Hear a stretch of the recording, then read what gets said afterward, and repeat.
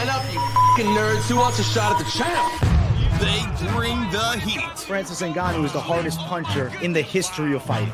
They bring the knowledge. If you think this fight is going 5 rounds, you are out of your mind. They bring you the picks. The dog is getting it done in this one. We deliver every single week. We're bringing the heat, ladies and gentlemen. The money line. Don't miss it on the MMA Experts channel each week. The Money Line. We are live talking UFC 315. I'm AJ, joined as always by my guy Mike Finch. What's crack-a-lackin', my friend? How fucking good was Bo Nickel versus Reina de Ritter? Dude, I am buzzing after that fight card on Saturday. I told the folks, hey, it might not be the most star-studded event, but those fights delivered, man. They did. I really enjoyed the card. I know that, some people were a little frustrated with a handful of the fights on it, but at the top, action was on high account. You know what I'm saying? It was constant. Shout out to TrevBot with 199 pre-stream dono for the boys. Yo, shout out TrevBot. And guys, do you see what Mike Finch is wearing? It's a pay-per-view, and he's going I Heart Hawaii today. I mean, respect to the shirt. Obviously, Hawaii had a tragedy this past year, but no callers. What the hell? So if I show up to your wedding, you ain't letting me in with this or what? I mean, listen. The wedding, you wear whatever you want. This is the fucking pay-per-view show. You know what I'm saying? Hey, listen, now I'll let the folks know, okay? In a couple weeks, I'll be going to Hawaii, going to Maui specifically, now that you brought up the fire. 1, 2, 3 weeks, motherfuckers. So there will be, what would it be? The 26th, so 3 Mondays from now, I will be in Hawaii visiting the fam. So, maybe we'll have a guest or something on for Moneyline. No, I should have dressed up. Totally. It's a Belal Muhammad headliner. Sorry, forgot it was a pay-per-view. Shit. And Shit. and I ended up rocking the t-shirt. My bad, AJ. I take full credit for dressing like a bum today. You going to Hawaii? I'm going to Hawaii. I didn't know about this. Holy shit. Super excited. Me and Haley are trying to decide if we go over to Molokai, which is an island right by Maui, and they have the tallest waterfall in the United States. Does anybody care about this? We're some off-roading folk. We like to hike. Okay. We're gonna have a good time. Well, Finch, I'm excited for you to go to Hawaii. You know where to find me. I'll be right here. I mean, shit. I hope that we can keep the show cooking up, but if you're out and about, then I'll do my best, man. I have somebody on standby. Okay, I did not know that. All right, thank you. I'll have a backup if need be. Alejandro Delgado, thank you for 199. God's good, Bo lost, bro. So you're saying that God made him lose? Holy shit. Listen, there was some spiritual intervention, Mike Finch. Maybe He he needed to be humbled. All right, it just had to happen. A lot of people felt as though he was being a bit too arrogant. A lot of people felt that way. I wasn't one of them. I mean, this guy's a champion wrestler. He's this famous college. How many famous college wrestlers are there? How many could you even name? Bo Nickel was one of them. He was able to make quite a splash in MMA. I mean, even though he was fighting cans, he was knocking them out and finishing them, submitting them with triangles and shit. So, I don't think he was that much of an asshole, was he? People seem to I was reading the comments, dude. Never read the comments. Joe Rogan's advice. My goodness. Y'all don't got to dunk on Bo like that. That's crazy, man. Well, I'm going to say this. Bo Nickel had some hot takes about some elite fighters on the way up. And I think that it's only fair that he gets a little, fire thrown back at him after things go sideways. So I feel as though, normally I would say don't be ripping everybody apart after an L. But the fact that Nickel was so dismissive of some of the elite guys in the weight class, Hamzat, Robert Whitaker, Kyle Barriault, some others. I think that it's fine for him to take a little flack. He said something bad about Kyle? If you look at Guru's video, he did like a whole breakdown of it. I watched it earlier today, so I'll shout him out. It's a fun video. It was really fun. It was a good video. It was good. It was good drama. Right. Okay. Well, I didn't hear him talking. I heard the Hamzat that he wanted the Hamzat fight, but maybe I'm just not hearing him talk all this shit, man. I don't know. Let's break them down, bro. Let's break them down. Let's do it. So Rainer de Ridder is the biggest fucking middleweight I have ever. What the fuck? Bro, he looked bigger than ever. How is he making weight? Like, what is going on where Rainer de Ridder makes 185 pounds? That's crazy. I don't know. He's a freak. Massive. He's a freak. He's a freak. So that should be stated first. The fight starts. I thought some of the exchanges were awesome. You could hear the commentary, right? They're like, I want to see it. Like, I want to see some grappling. Dude, we got to see some grappling, and it was awesome. But every time Rainer de Ridder played wrestling, right? Whenever it was wrestling, Bo was winning the wrestling. Anytime it was jiu-jitsu, de Ridder was winning the jiu-jitsu. And so the big obvious mistake was Bo jumping the gilly. Quit training with Dustin Poirier. Don't jump the gilly on Rainer de Ridder. On de Ridder, you're going to jump the guillotine? That's stupid. Crazy. That was the beginning of the downfall, I believe, was jumping that guillotine. He had to deal with a lot. De Ridder, I think, very, honestly complimented him at the press conference, post-fight press conference, saying he did a good job when he was on bottom. He did. He remained patient. He wasn't all tense like Giga Chikadze underneath Calvin Caterite. He was relaxed. He made sure not get head and arm choked. He kept his limbs tight. He did a good job. Got back to his feet. And then eventually the striking of Rainer de Ridder really came through. I mean, AJ, if I underestimated anything, it's those fucking knees from de Ridder. He was able to march forward and put a lot on Bo Nickel. And when Bo Nickel started losing the striking, what did he do? He banged it out. Crazy choice, very amateurish choice from Bo. Bo's like eating shots on the fence. He's like getting frustrated. I was even watching the replay. Like, was Ridder holding his glove? I'm like, why is he stuck there? No, he wasn't. Bo just comes off, starts banging it out, and de Ridder just puts some kill shots on him. What a performance from de Ridder. What a fucking awesome fight. Is this not why we love mixed martial arts? This is why I watch, man. That was awesome. It was a huge upset too. But not that, de Ridder's resume wasn't impressive. It's just the expectation of Bo Nickel. And, it was like, the Paul Craig fight, that was the off performance, but he's going to come out in this matchup looking better. Looked a bit uncomfortable. He jumped the gilly. I thought that was a terrible tactic. He was really unable to get de Ridder off of him either. De Ridder's top control was nice. And then, striking wise, I mean, de Ridder's style of clinch striking is quite unique. And it definitely had Bo Nickel just kind of out of his element, man. He couldn't find much success at all, really, in this fight. We got some donos. Shout out MMA Hawkeye. He says, as an Iowa fan, but clinch Finch, Bo was awful in college and worse in the UFC. Said he's minus 1,000 versus Hamzat. Needed to be checked.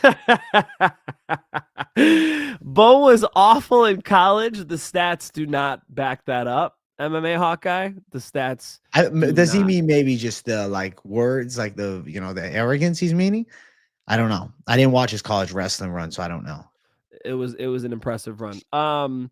He said he's minus 1,000. Again, you guys are telling me this shit. I don't know if he said he's minus 1,000, but MMA Hawkeye, if that's true, cap. Parlay Princess, thank you for 109. AJ subs Finch early round one. Finch, he said, I got you, man. He said, fake I got you. News. The news is fake. I got a submission for Finch he's never seen before. More fake news. What's the name of the submission, AJ? It's called the Rapunzel Rear Naked. I grab the hair like a belt. You get behind them. I'm telling you, bro, it's a crazy move. I'm biting that fucking hair off. The hair is invincible. Fire couldn't burn this hair, bro. Damn, is that right? All right. I'm telling you, it's a secret move. Why do you think it's a secret strategy? SoCal's the one with the fires. Maybe we should switch. I'll deal with the gators. You deal with the fires. I saw a gator on the side of the road today. The guy hit by a car. Never have seen it ever before. AJ, a day in the life of AJ. What the fuck? Thank you, Parlay Princess, for 199. Bro, there would traffic jam would be a mile long if there was a gator in Southern California. That's crazy. There's no alligators or crocodiles or anything in Cali? No. I don't know why. I thought the temperature was warm enough. No, we got whales and shit. You got whales? What type of whales? We got stingrays, bro.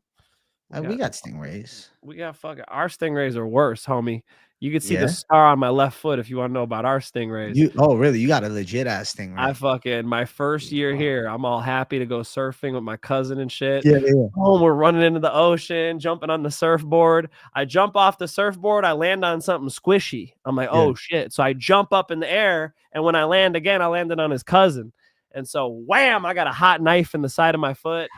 I'm like laughing and shit. I knew it was a stingray. I'm like, fuck it, it was gnarly, deep. We get back to his crib. Something's sticking out of my foot. We assumed it was the barb of the stingray. So we're ripping it out with pliers, and it just won't come out, brother. Ripping at it. Finally, they get disconnection. Blood is squirting out of my foot like a water fountain. This is on video if you want to see it. I'm not bullshitting. Literally, like you tap a water fountain, the blood was squirting out. It turns out there was no stinger. That was my flesh out of my foot, just sticking out the side of my foot. It was like white. And so they ripped the flesh out of my foot. So the recovery process was a good month. And but hey man, we're good. It's a good story to tell. Shuffle your feet, kids. Yeah. So if you're going to the ocean, especially in Southern California here for the first time, shuffle your feet as you go out, especially if you're at an inlet like I was. I was at Bolsa Chica wetlands. All the stingrays go in there. It's shallow, it's warm. They make baby stingrays in the short water, in the shallow water, and they come out and they fuck you up. So now if I go surfing, it's south of the pier. Now I know. That's good to know. Yeah. Holy shit. That's crazy. MMA Hawkeye, thank you for another $4.99. Bo was like 120-3 in college and saying his arrogance. I was calling RDR all week and got to see it live. It was electric. Fuck yeah, dude. Cool that you were there live. 120-3. Yeah. Pretty good. AJ, what do you think? 120-3? Pretty. Listen, if you're 120-3 in fucking any sport, man, that's fucking impressive. Like, That's come on, good. dude. Brock Lesnar was like 104-4 or something. Yeah. Who was 104-4? Brock Lesnar. Brock Lesnar's another fucking madman. But I'm telling you this, the American wrestling narrative is that it's less effective for MMA in this modern era. It is interesting. I think it's because the traditionalist American style of wrestling, it's like we have so much intel on it from years of the tactics being used that fighters are learning the defensive mechanisms at a high rate versus like you see these Eastern European / Russian style wrestling coming in and finding a little different success because it has like a sambo flair to it. It's not just like traditional wrestling. Like a lot of these guys like Islam Makhachev, you think of them, they're wrestling based, but also they were doing combat sambo, which has different tactics and whatnot. And they have different moves. But I'll say this, I still believe American wrestling is very effective at the heavier weight classes. I don't care what anybody says. I think that true American wrestling at heavyweight absolutely works. Light heavyweight. And I'm not saying it doesn't work in the lower weight classes, but a lot of good American wrestlers turn into good power punching MMA boxers. Justin Gaethje, even like Chad Mendez in the lower weight classes. Middleweight's an interesting one because you'd think that like the American wrestling style would still be pretty effective, but you look at the top 15, everybody kind of has a different type of grappling flair to their game, man. It's interesting. I mean, clearly the different styles transition to MMA differently. I remember seeing John Jones and can you open this? I remember seeing John Jones and, Randy Couture, who are Greco-Roman guys, and they're really good with those upper body clinches. And so, there are different methods of wrestling, folk style, freestyle, Greco-Roman, and they translate to MMA differently. Yeah, I would say your average like folk style, freestyle US wrestler is not dominating MMA right now. That's a fair point. But just because Ryan Loder and Bo Nickel lost this weekend doesn't mean, I think people are dunking on American wrestling as much as they can. I don't know if that's called for. It's still a great, it's still a great base to have. Is it as good as Russian, Iranian, Dagestani wrestling? Not in the Olympics, not in MMA. So believe in things based on evidence, right? They've certainly figured something out. The one thing I tell people with this topic is a quote from Khabib in his instructional that I saw many moons ago. Not the new one he's got out, but the instructional is he's like, Americans transition too often. He's like, as soon as you take the guy down, he's like, stop, hold them there, stay in half guard, stay with one hook in the far wrist. It's fine. Like quit transitioning, transition, right? So I see that. I see that in like Mateusz Gamrot, who's actually not American, but you see that in certain grapplers, Michael Chandler, et cetera, et cetera. They'll get a takedown and they go spaz mode. It's like settle into your positions. That's one thing you can clearly see gives the Dagestanis an advantage. They get you down and they keep you there. It's very important. Yeah. Agreed.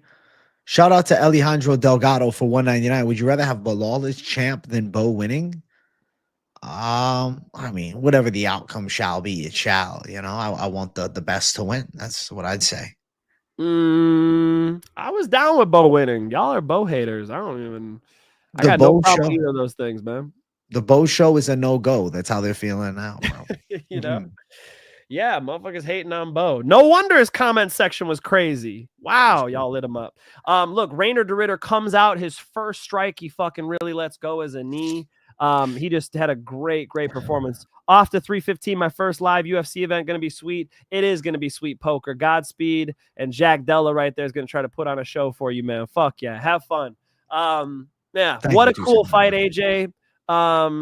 Just you know, makes me love this sport. Yeah, it was a badass performance from de Ridder, and we'll see where he goes from here. He made a pretty thing, bro. He might be the fucking man. He's definitely a tricky style. He's good. I'm interested. De Ridder's better on the ground than anybody. If Hamzat takes him down, I have no faith that Hamzat could beat him on the ground. I have no faith. Interesting. Okay. I mean, de Ridder might sweep him, triangle him. De Ridder's a fucking animal on the ground. My God. De Ridder title run 2025. And he could fucking strike too. And he's seasoned. I mean, that's the thing. It was Bo's, what, 7th or 8th fight? You know? 8th, yeah. De Ridder's, what, 23rd, 24th fight? It's a big difference, man. Yeah. De Ridder's ready to show. Yeah.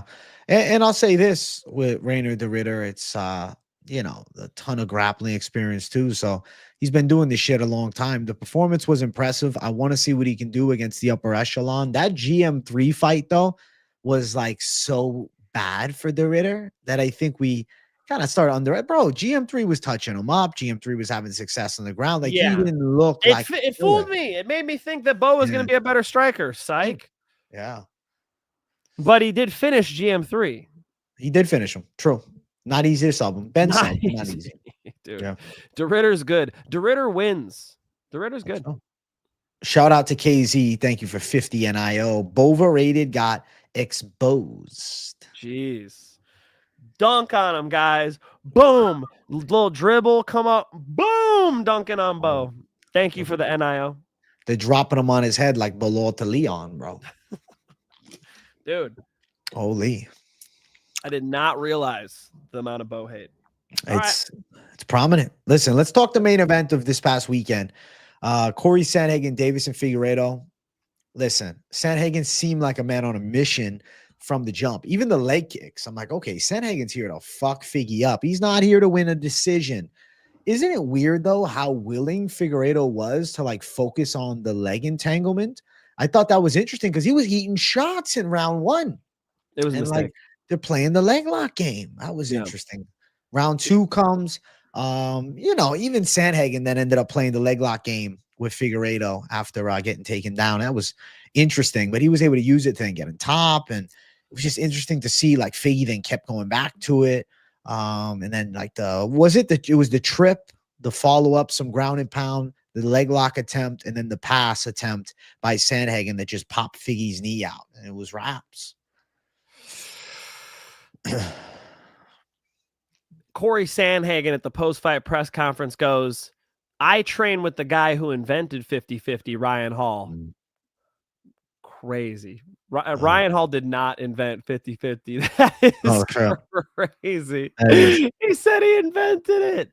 I was like, shit, did he invent it? Been around forever. That's like the oldest leg lock position is 50-50. I was playing 50-50 when I was fucking 12. But he's got a point. He trains with a guy who that's his game, you know, that's that. And so like, why would you, if you did your research and you did your homework, you probably wouldn't play leg locks with Corey Sandhagen. You know, he's just not, he's not the guy, even though, and this is coming from somebody who all I did in 2023 was train leg locks. That's all I fucking did. That's all I did all year, because I was getting ready for ADCC. And so I love leg locks and I want to see them in the UFC. And I could tell you all types of different positions, single leg X guard, right? Honey hole. There's all types of positions you can get into in MMA that I think would be fantastic. 50-50 is not necessarily one of the leg lock positions. And you saw why. Figgy was not giving way. Like when Corey Sandhagen came up, he should have exited and he didn't. And his fucking knee pop, man. So yeah, fair play by Corey Sandhagen. On point, AJ. Look good the whole fight. Calling out he wants Sugar Sean or he wants a title fight. I'm down to see it. I would prefer him in the title picture as opposed to the UFC resorting to another rematch.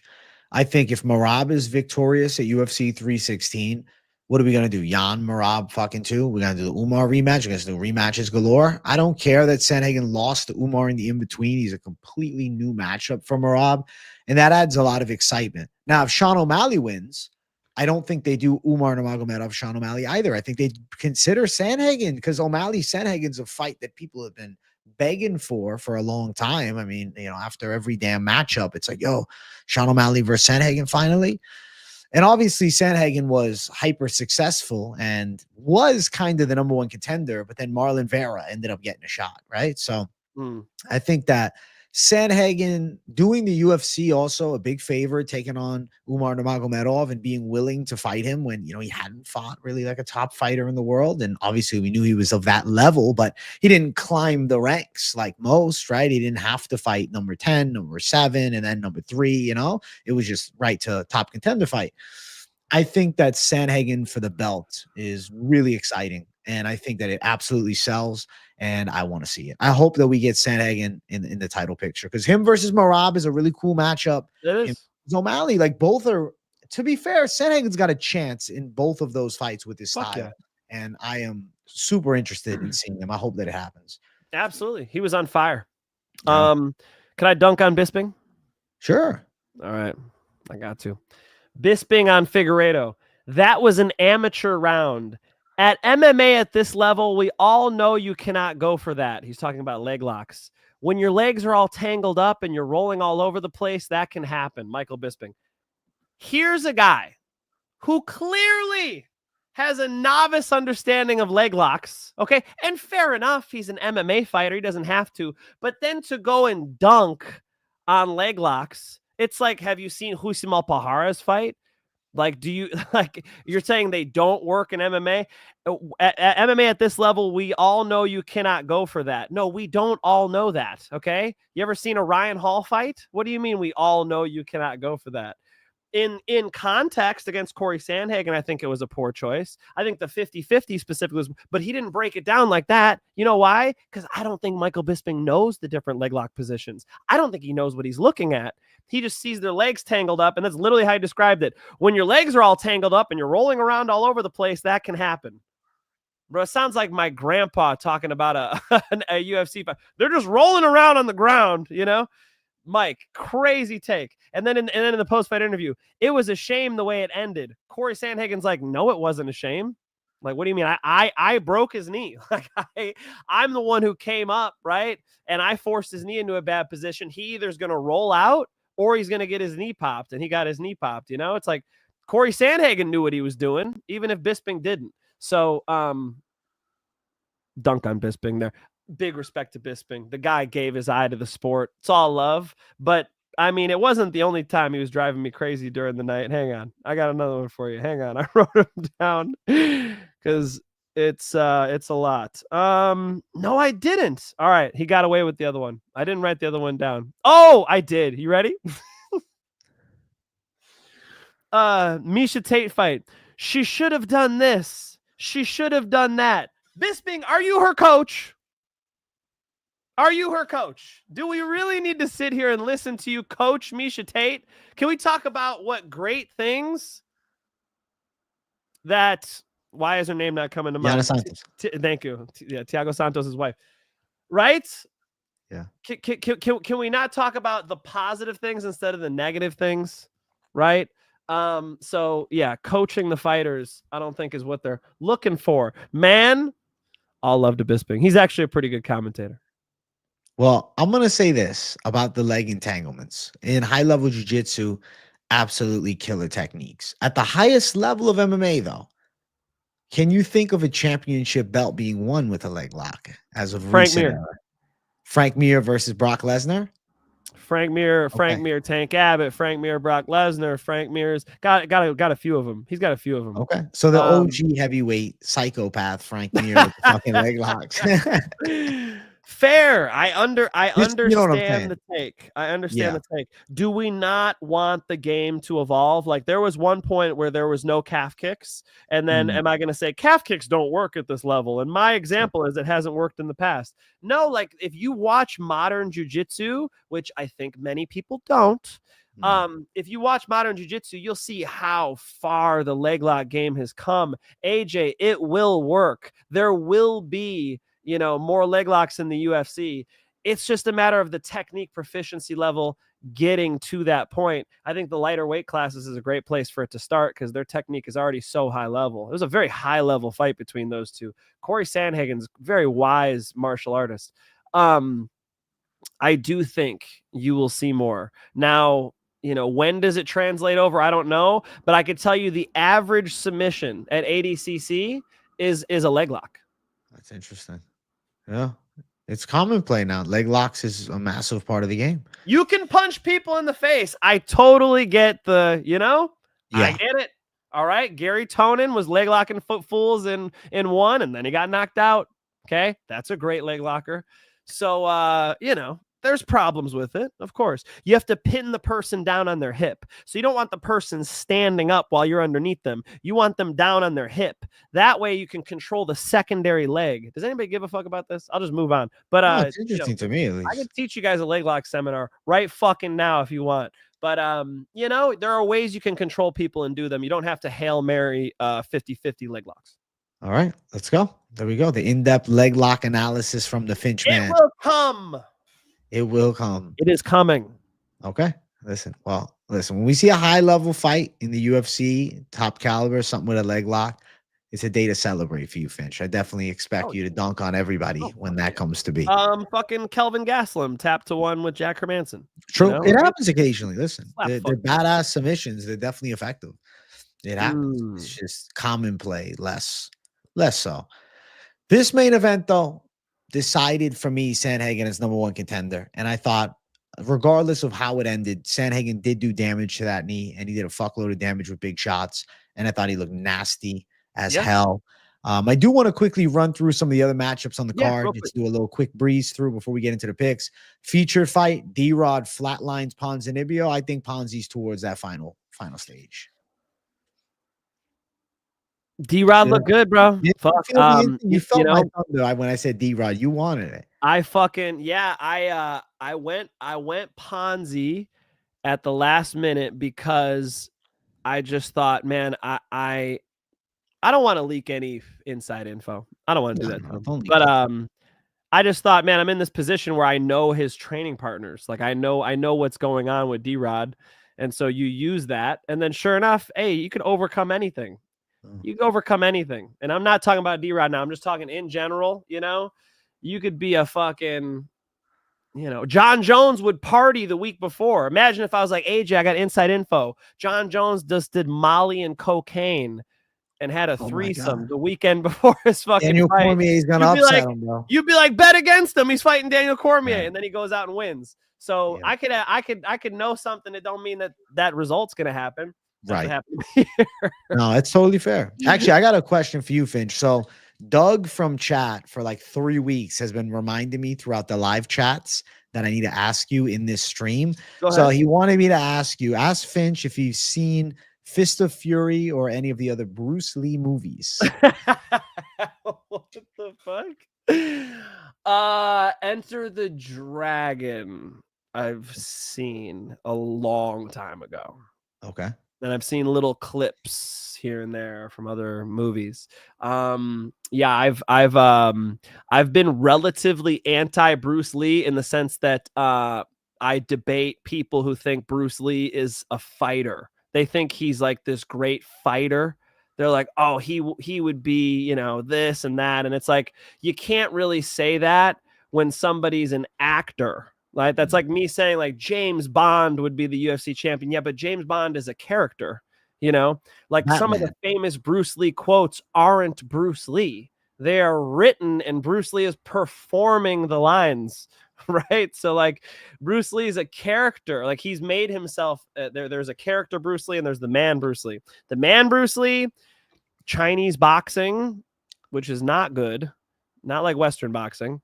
You know, slight background in some competitive martial arts, mostly beautiful kung fu, and created Jeet Kune Do, and his philosophical ideas live on to this day, and he's inspired so many people. But the debate that maybe some people have seen me have is that doesn't mean he's going to beat Uriah Faber.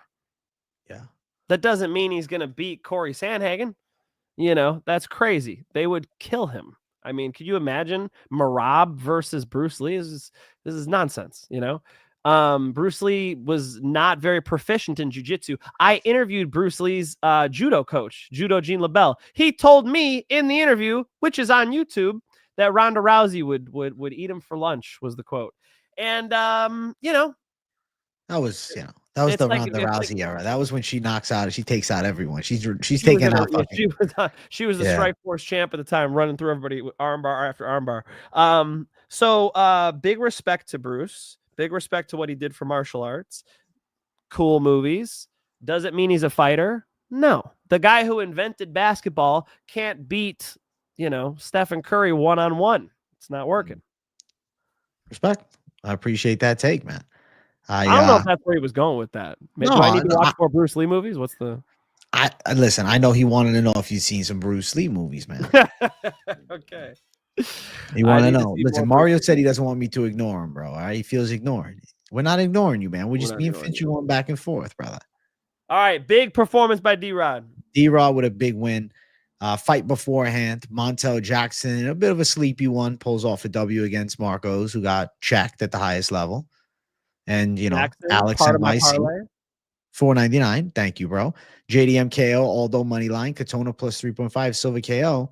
The Alex NYC parlay of the week. The guy's got fucking savage. Ballin'. Wow. Okay, baller. I respect it. I respect it, bro. Listen, we'll talk a little bit more about we'll talk about this weekend's card momentarily, man. But yo, shout out to that parlay. Good luck. Ali Point VTV. Irony in the Finch, man. A few years strong. We've been after it for a long time, bro. We're the OGs now. Let's go. Thank you, buddy. That's right. That's true. That's true. Nah, we've been here. We've been here. But yeah, this matchup here, man. Montel Jackson. I thought he looked pretty good. I had him winning all rounds, and he showed that Marcos was, you know, not ready for that top 15. And, you know, the 17-0 record was nice, but there was doubts. Like, and there was a reason he was an underdog here. And it was a good work by, you know, a crafty vet in Montel, who's pretty damn fast with his hands and looked good. It's a good performance. Not great, but good. City, this matchup here, pulls off a nice win against Smotherman. He looked good. Yeah. I like the striking from range. I like the wide array of tools. I thought that he had a pretty clean win for himself. Yeah, got a 29-28 here. Showed his game. Showed more of his game in this one for sure. I think you saw him turn a corner. So good performance by City, and Smotherman will be back. Jeremy Stevens and a badass back and forth fight with Mason Jones. That was good. They went to war. Did that look 4.5-1 to you? I don't think so, bro. They went to fucking war. I was having fun. I'm like, come on, Jeremy. You know, he'd wobble Jones. Oh, fucking come on, man. So, yeah, I just had a little tiny wild card play on Jeremy Stevens. So I was rooting for the boy. Cool fight. It was a good fight. Mason Jones was smart mixing in wrestling when need be. And I think in round 3, it was great that he just went to the wrestling, because Stevens on the feet is terrifying. Like, you can tell he's been doing a fuckload of boxing, because his hands looked as good as they've ever looked. I don't think that Jeremy Stevens has really lost much with his hand speed or anything like that. I think his grappling's gotten worse, though. Like, I don't think his grappling was ever hyper elite, but I feel like, I don't know, his grappling really became like a glaring weakness in his past several MMA fights, and it ends up getting, you know, checked here too. He was getting up. I can't even hate, man. He was getting up. True. He fought his ass off. He put himself in the fight. He landed big shots. You know, he made it a roll of the dice in some moments. He made it a fucking fight. Those first 2 rounds were war, man. That was cool. And both times though, Jones would end up on top in a good position. So, you know, fun fight. Jones still, you know, rolled the dice. That's exactly what I said. I mean, exactly what I said happened. I'm like, I don't think Jones is just going to wrestle him the whole time. I think he's going to get sucked into a bit of a firefight. That's exactly what the fuck happened. It's just, you know, he walked through that fire. So cool fight. You know, Jeremy Stevens, they got to keep him around for some fun matchups, man. Yeah, They gave him like the difficult prospect, but I think like if you give him fun fights, there's matchups to make. I mean, if Tony Ferguson was still on the contract, like, you know, fuck it, I'd say just book it, you know? Yeah, your head's in the right spot, you know? Give him Michael Chandler loses another Chandler. one. I was going to say, right. give him Chandler. Right. That's what I was about to say. There's something there. So I definitely am always excited for a Stevens fight. And I think he's going to be back in the UFC. I think he's sticking around. I think they like the performance. So they're going to have him come in once again, maybe later this year. Hope so. I'd like to see it. Because he signed a 1-fight deal. But I think that they, you know, they like what they saw. Maybe he felt, you know, they say, you know what, we're going to bring you back, Jeremy Stevens. Yeah, I think that's the right fight, man. That is a sick fight. I mean, in a dream era, this is not reality, but if, you know, McGregor, Jeremy Stevens got booked, I think that would still be a sick fight at, you know, 170 even. 170, what's the fight? McGregor. McGregor. Who the fuck is that guy? McGregor ain't fighting. McGregor ain't fighting, unfortunately. Bro, they didn't give Stevens versus Jones fight of the night. There wasn't a fight of the night for the card. It was ridiculous. I think it was because the 3rd round there was a lot of wrestling, so they who got fight of the night? Nobody. There wasn't a fight of the night. That was. They did 4 performance bonuses. That was fight of the night. Yeah, that was fight of the night though. Even if it wasn't officially fight of the night, it was. Dana. Yeah, that was good. Let's go. I want to run through these prelims real quick, Finch, man. Yana Santos Tate did good wrestling round 3, got it down control, but 1 and 2, she got outstrike Bull versus Matador. Yeah, Santos was able to kick and move. Very nice. Yeah. Fight before, Bukauskas ended Ryan Loder in vicious fashion. He looked like a savage. Game. Yo, Bukauskas a problem. He really leveled up, bro. You saw him in the cage afterwards looking at the audience with his chest up. He's like, bro, I just did something. Like I just made a career for myself, you know? Props to him. Ryan Loder, you know, wrestling is some of those wrestling exchanges were beautiful, but as soon as he started eating a couple too many, you saw Ryan Loder said, fuck it, I'm out of here. You know, he's not a striker. And, you know, as he was getting struck, he wasn't dealing with it well, just like Bo. You know, they got hurt and they both panicked, dude. You know what I mean? They got hurt, and I don't know about if panicked is the right thing for Bo. Bo just went right into the deep water. Like, if you're drowning, like, you know what I mean? Go to the wall of the pool. Don't, you know, clinch, circle out. Like, don't bang it out. And with Ryan Loder, it was just he didn't know where to go, bro. He got overwhelmed and curled up into a ball. Beautiful performance by Bukauskas. I think he's a problem, man. I'm excited to see him in some tough matchups. Alex NYC, thank you for $9.99. Lee Moneyline, Sterling Moneyline, Natália Silva, Cutelaba under 2.5. Another parlay from Mr. Parlay NYC, bro. Interesting. Cutelaba under 2.5, really? Against Modestus? I guess. Yeah. I guess. We just saw him wrestle in the last one, you know? So we'll see what he's up to this time. Very interestingly. And I should say Ryan Loder should keep his head up, dude. You know, he's pretty good. He's clearly getting better. It was just such a tough matchup for him. This is a very tough matchup for him. Ryan Loder could beat guys. I hope he sticks around. I hope so too. The retirement of Marina Rodriguez, Robertson absolutely destroyed her.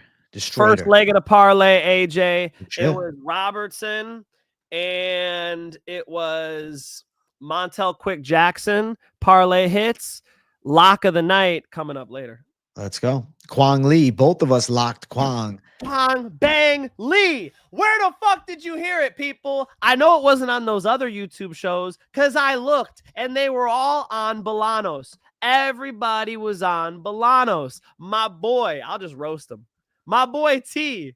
He's like, bro, you're picking Quang Lee. That's crazy. Like, I'm locking Bolanos. Don't give him out. I said, fuck that shit. Dropped it as lock of the night over in the premium channel, and he mollywops Bolanos. Was that close? That was He a ran his one-sided ass whooping, over like bro. he was standing still on the freeway. Let's go. Quang Bang Lee's real, and me and AJ told y'all dog money. Let's go, AJ. Come on, dog. Let's go. Let's go. We crushed it, man. Dude, my underdogs on Wednesday are hitting at a 70% clip. 7 out of the last 10 from Wednesday's show have hit. The only bad L was the fucking Giga one last time out. Obviously, Diego Lopez. And then the other one was Holloway. And then we had that short notice one, but it wasn't from Wednesday. It was like a Friday last minute call with the Boudet fight, but that was just shit. Boudet. Who do you fight? Fought against the fucking guy 10,000 BC. Yeah. Fuck, now you got me forgetting his name. Sadikov. 10,000 BC. Sadikov. Sadi Baldiev. Sadi Baldiev. 10,000's crazy, bro. They were no written language. 10,000 BC. The fuck? 10,000 BC. 10,000 BC, my brother. God damn. That's right. Yeah, AJ could pick dogs, and my dogs bite a lot too. Let's go. Let's go. Quang Dang Lee. Hey, I remember saying it on the show. Yeah, I was like, you know what? Now that you're on it too, I feel better. Because go. everybody, they keep doing this to me. Everybody, bro, what? Quang Lee, he's a quitter, this and that. Yeah, how about that, motherfuckers? Bolanos gets all this credit for being this like world-class kickboxer, but he's slow. He's slow. You could take him down. You could just you could run game on him if you're fast. Quang Lee's fast. Quang Lee's fast, man. Hey, Alex NYC, thank you for $4.99. Who's the guy, Kyle Prepolec, that is fighting PSD? Coming up. We're going to do a full breakdown. We're going to break down the fight. We'll give you some intel on him, give you a rundown of who he is, and we'll talk about the matchup. But, you know, ex-UFC guy, 0-2 in the UFC, has fought in Bellator. We'll talk about some things. Fight before this one, wrestling. Listen, USA Wrestling worked here. Thomas Peterson. Easy. Gave it out as well. This was another parlay I had. Peterson lands. And then this one here was Upset City. Petrovic looked pretty questionable fight IQ wise, and Miller just fucking wanted it, man. Yeah, that was the ultimate difference maker. Fuck yeah. Yeah, I saw her coach post something on Instagram, real emotional. It's cool to see her making it in the UFC. You saw how emotional she was afterwards. She dedicated it to somebody who died. Yeah, very, very cool. Eked it out, but fuck yeah. She's a dog, man. You know, she wants to win. She's young in the game, going to be improving rapidly every time, I'm sure. So, Finch, you were saying that a lot of people were getting in your ear, all right, about the Bolaños and Quang Lee fight. Something you got to know. I don't let anybody get in my ear about these calls. I'll tell you the picks that I hear throughout the week that I listen to. Besides my chat, obviously, I talk to the people. Yours, my brothers, and I'll check out MMA Gurus because he's got a fun breakdown. I like Guru for even just the comedy factor of it. But that's it. I never look at picks like before I've made mine. I have to have it all locked and fucking loaded, man. And I try to stay away from the sway because the sway always comes. There'll always be evidence on the other side, right? Like no fight is necessarily ever 100-0 as far as likelihood of success. So it's always that slight percentage that could get in your ear, especially on fights that are, close money odds, right? You have an underdog like Sam Patterson. Everybody thought I was a moron for locking him, and he was plus 270 when I locked him. And then we both got Sam Patterson. You did too? Yeah. God damn, are we animals? We're animals, I think bro. we're not human, Finch. Fucking, we're animals. We were both on. That's right. We were both on Sam Patterson. Y'all, you can't be anywhere else, okay? Come listen to AJ and I talk about fist fights. We're two fucking crazy geniuses. Come on, man. Sam Patterson was like plus 270, something crazy. Bro. Yeah, bro. It's good shit. Let's go, Finch. I'm excited for this week, man. We're talking about the picks being savage last week. We're going to keep bringing the thunder into this week. It's UFC 315. Make sure you guys hit that like button. If you're new to the channel, subscribe. Starting the card off, we got Daniel Santos versus Ji Yoon Lee. I like this side of Ji Yoon Lee a lot in this fight here. Santos was supposed to be fighting Davy Grant a few cards back in the bantamweight division. You guys know how pissed I was when he pulled out because Davy Grant was my underdog lock that card, and the fight didn't happen. the thing about Santos is I am not confident in his discipline as a professional fighter, because I've seen some photos of him and I saw him in somebody's corner the week after. He didn't really look in good shape, right? He looked obvious, a bit of body fat he was carrying. And I see why now he's moving up to 145 pounds. He is making 135 is unrealistic from where he's at. So I question his discipline. And I think Ji Yoon Lee is being a bit underestimated because of that Hyder Amil loss. I mean, obviously he got caught and then was trying to brawl and he ended up getting put away. But look at how good Hyder Amil did in his follow-up. He beat William Gomez, who's a guy close to that top 15 level. And I think that a loss to a physical beast in Hyder Amil is not one to really like overthink Ji Yoon Lee's abilities about. Like, he does have a skillful style, right? Like, Ji Yoon Lee has pretty good striking from range. He's got some explosiveness. He has some good flurries. He's got a Brazilian Jiu-Jitsu black belt. He's in great shape. Like, he's a well-rounded fighter, and he's got a good size advantage here against Santos. Santos on the other side, I mean, he's got a good Brazilian Muay Thai style, definitely has power in his hooks, and he is relatively explosive. But, lost to Julio Arce in the debut, got hurt bad in the first round against Castaneda, and then was able to knock him out. But, a win against Castaneda, it hasn't aged all that well. And then you look at his other W, it was a decision against Johnny Munoz Jr., who's no longer with the promotion. I think this is a rough fight to move up and weight and take on short notice. Obviously, Santos was training for that Grant fight, but it could be, and this is a stretch. I don't have evidence of this, but this is just, a thought that crossed my mind. Santos hasn't fought in a while. Is he dealing with a minor injury? Was that the reason that his body fat was higher? He couldn't get his weight down, but now he's taking this fight against Lee because, if you're an up-and-coming guy, you need a paycheck. Like, I don't know what he's doing outside of this to make cash, and I'm sure that he needs some money. And a UFC fight against Ji Yoon Lee, he's going to get paid. I'm not saying he's just taking it for the money, but in the back of my mind, I'm like, you're pulling out of a fight recently. He's pulled out of a handful of fights. I just don't love the discipline of Santos. He's pulled out of way too many fights. I worry about his mentality. And I haven't been blown away with his performances in the UFC. I was big on Willie Cat years ago when he first came into the UFC because the Shoot the Box Diego Lima team was the shit at the time. But we've seen a lot of those guys not perform all that well. And I think Ji Yoon Lee's pretty good. And I'm going to say Ji Yoon Lee pulls through, man. Cool fight. I do think that Santos is a scrappier striker. He's got a fun style where he can go back and forth with you and kind of stay in the fire even when he's hurt. But I do think that Lee's a better grappler, a better wrestler, a little bit more well-rounded.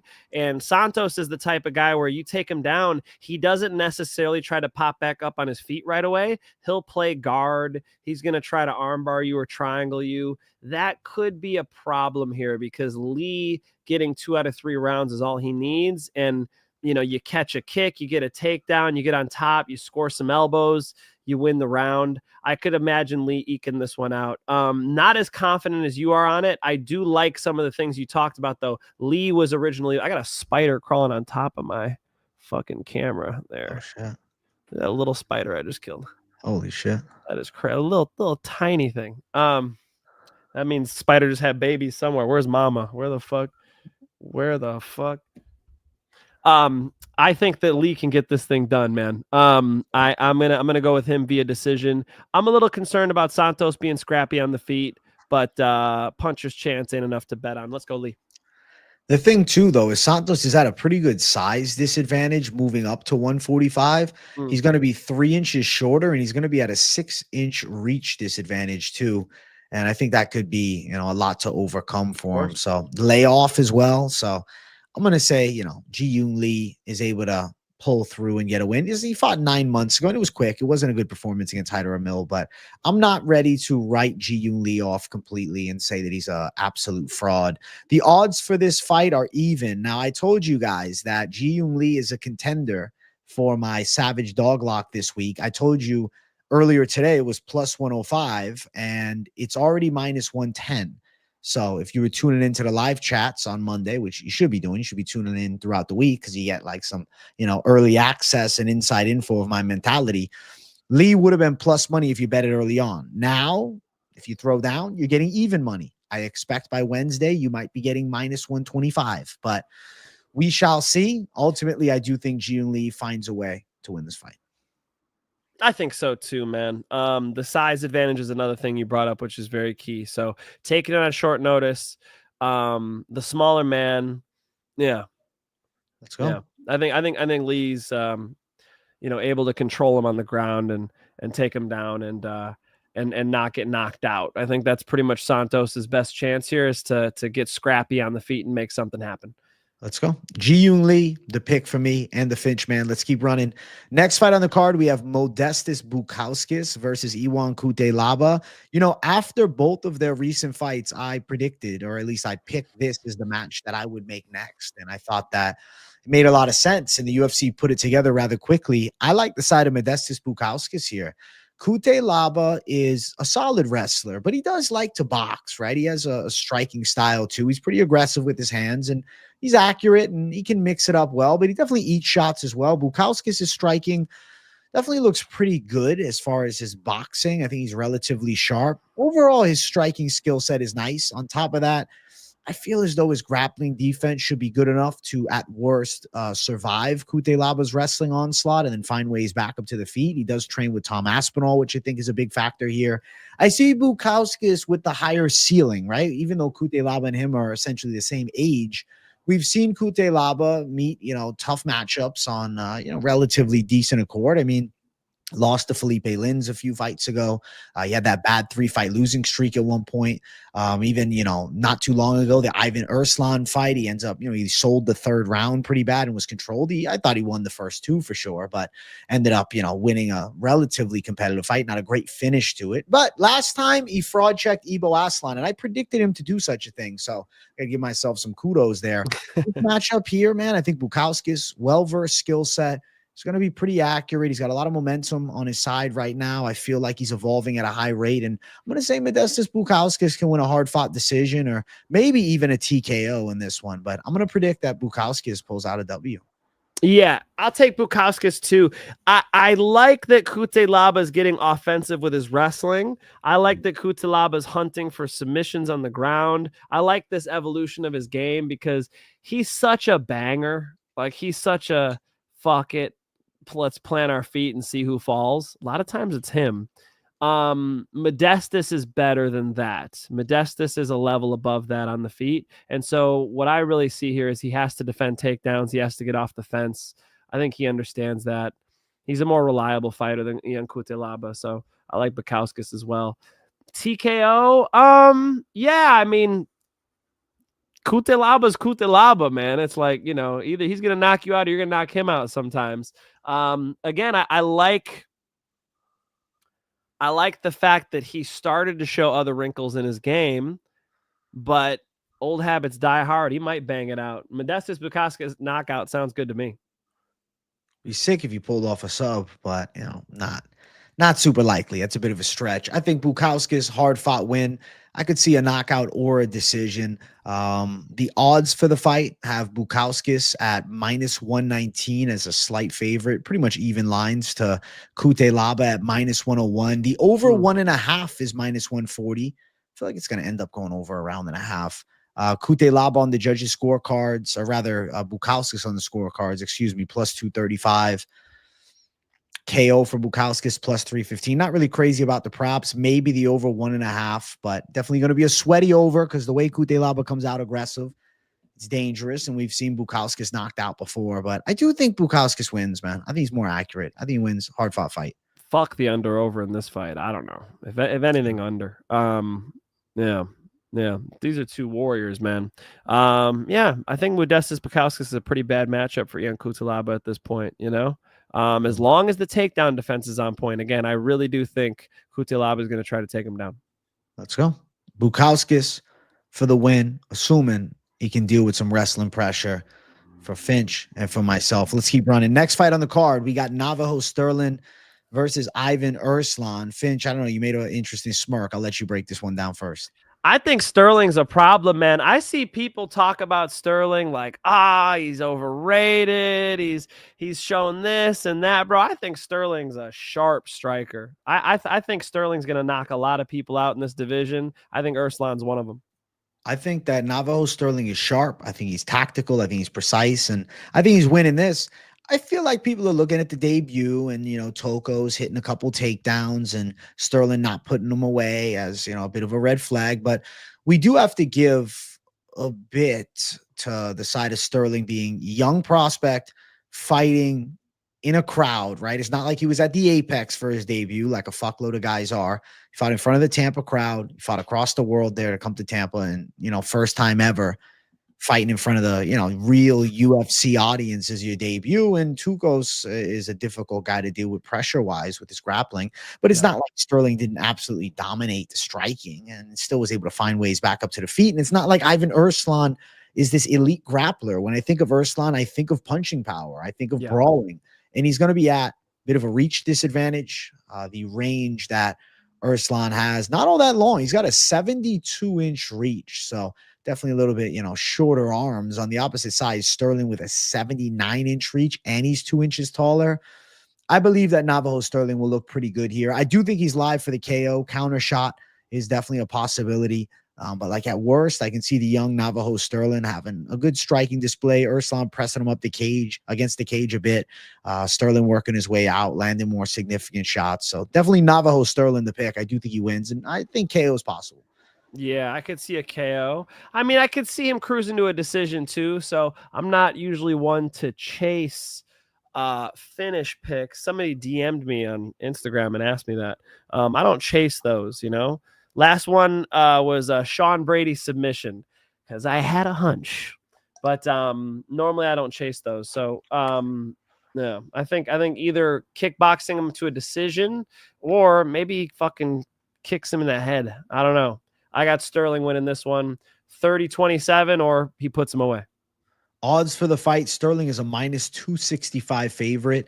Erslan is +225 as the underdog in this one here. So wide odds favoring the prospect Navajo Sterling for good reason. He's a city kickboxing talent, very impressive contender series fight, and he's got a lot of nice knockouts outside of the UFC. He's a talented kid, and I think he'll be skillful enough to handle business here against, gritty journeyman-esque type of fighter. And Ivan Erslan, definitely think, you're chasing a bit, calling the KO. If you're looking to bet it, it's only -105. If it was +250 or something like that, that would be more intriguing. The decision is +235. But normally, Navajo Sterling is putting people away. Of his 6 wins, 4 of them are knockouts. But I will say, you can look at one accolade that does stand out. It's triple fight experience for the side of Ivan Erslan in MMA as opposed to Navajo Sterling. So definitely, prospect versus OG type fight. 100%, man. Yeah, I got big hopes for Sterling. I think he can move up and, fucking make a splash, man. The light heavyweight division is pretty wide open. So it'd be nice to see, a 27-year-old, 6'4" kid from New Zealand who knocks people out climb the rankings a little bit. That's nice. Let's go. Navajo Sterling the pick for Finch and I both in this one. Let's keep running. Next fight on the card, it's Jessica Andrade versus Jasmine Jasudavicius. I'm going to go with Jasudavicius to get a win against Andrade. You say it with pause. You say it like you don't know this to be true. Well, here's the thing. It's just Andrade can definitely outstrike her. She's more dangerous on the feet. Definitely. More sharp. Jasudavicius' striking is okay, but it's not overly impressive. Her wrestling is her bread and butter. The pressure, the gas tank, the workhorse. Jessica Andrade undersized here at a big range disadvantage, and we're in the big cage too. I feel like if it was at the apex, right, you could argue that Andrade may be able to land some bombs, but Andrade's going to knock Jasudavicius out, so then she got to tune her up for fucking 2 out of the 3 rounds.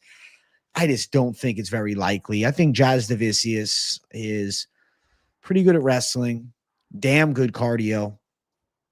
Good enough to beat Andrade. I can see her winning a decision. I don't think she finishes Andrade, but I think she gets her down. I think she out-muscles her a bit, out-grapples her. And I think Jasudavicius, 30-27, maybe 29-28, but 30-27. Jessica Andrade was just in a split decision with Marina Rodriguez. Like, Jessica Andrade is been fighting great women. I mean, but we're talking about Jasudavicius is on fire, 4-fight streak. She's Canadian. There's only, 4 Canadians on this card? This might be the best one. Jasudavicius, great wrestling, a lot taller, a lot longer. I think she'll do well on the feet. I don't see Jessica Andrade just like knocking her out or something. And yeah, I see her dominating this fight, man. Jasudavicius is a favorite pick of mine on this card. So I guess that's a hint for your next show you're doing after Oh this. shit. Oh shit. Don't give it away. Yes, Jasmine Jasudavicius is one of my 5 most confident picks, which I'll be breaking down right after this show. Let's go. Now looking towards the betting side, minus 265 for Jasudavicius, plus 225 for Andrade.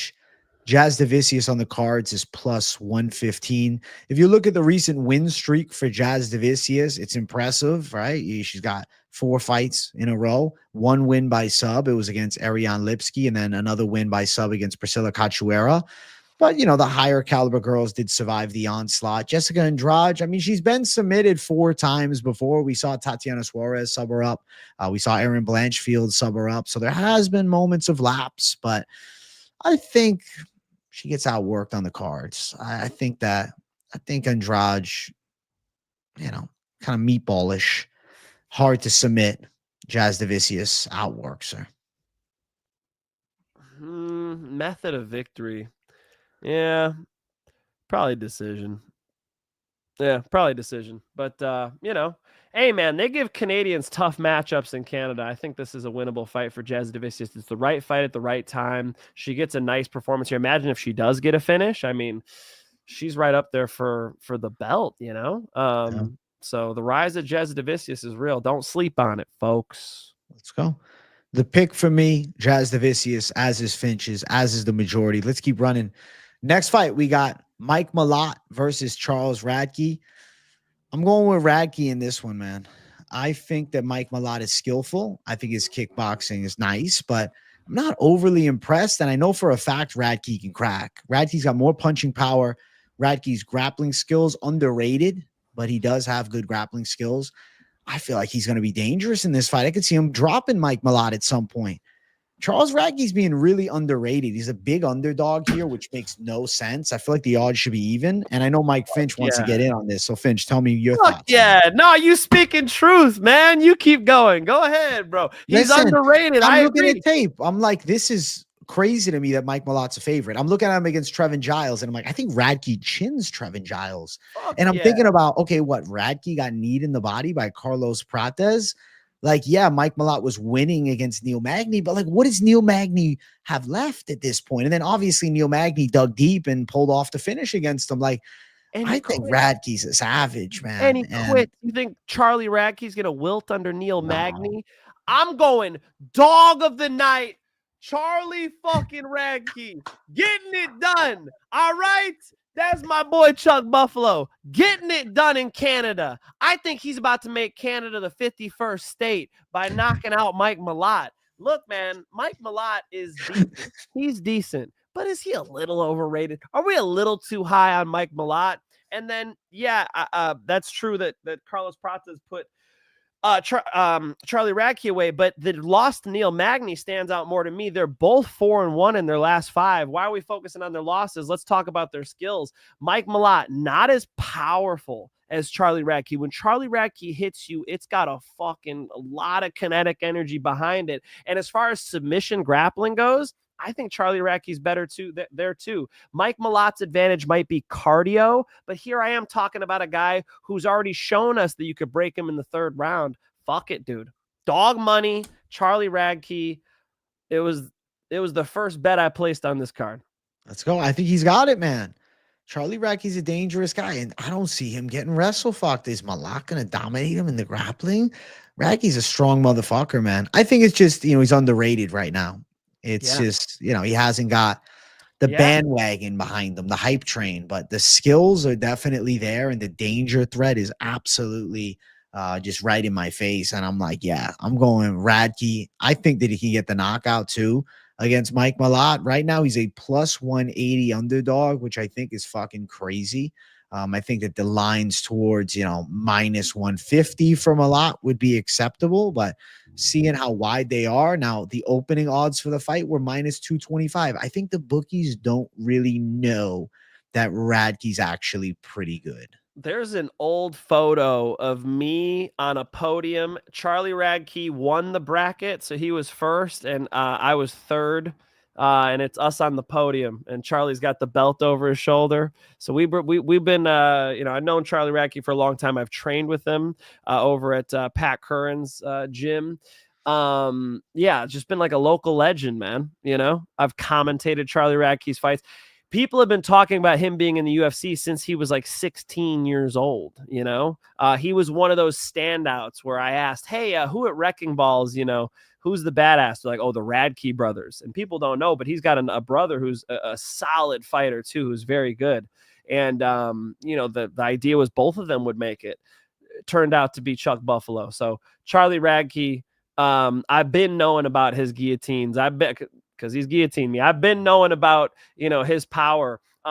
So really, really cool just to see him, turn a leaf here. I think he's coming into something of a prime. I think Mike Malott's going to find out.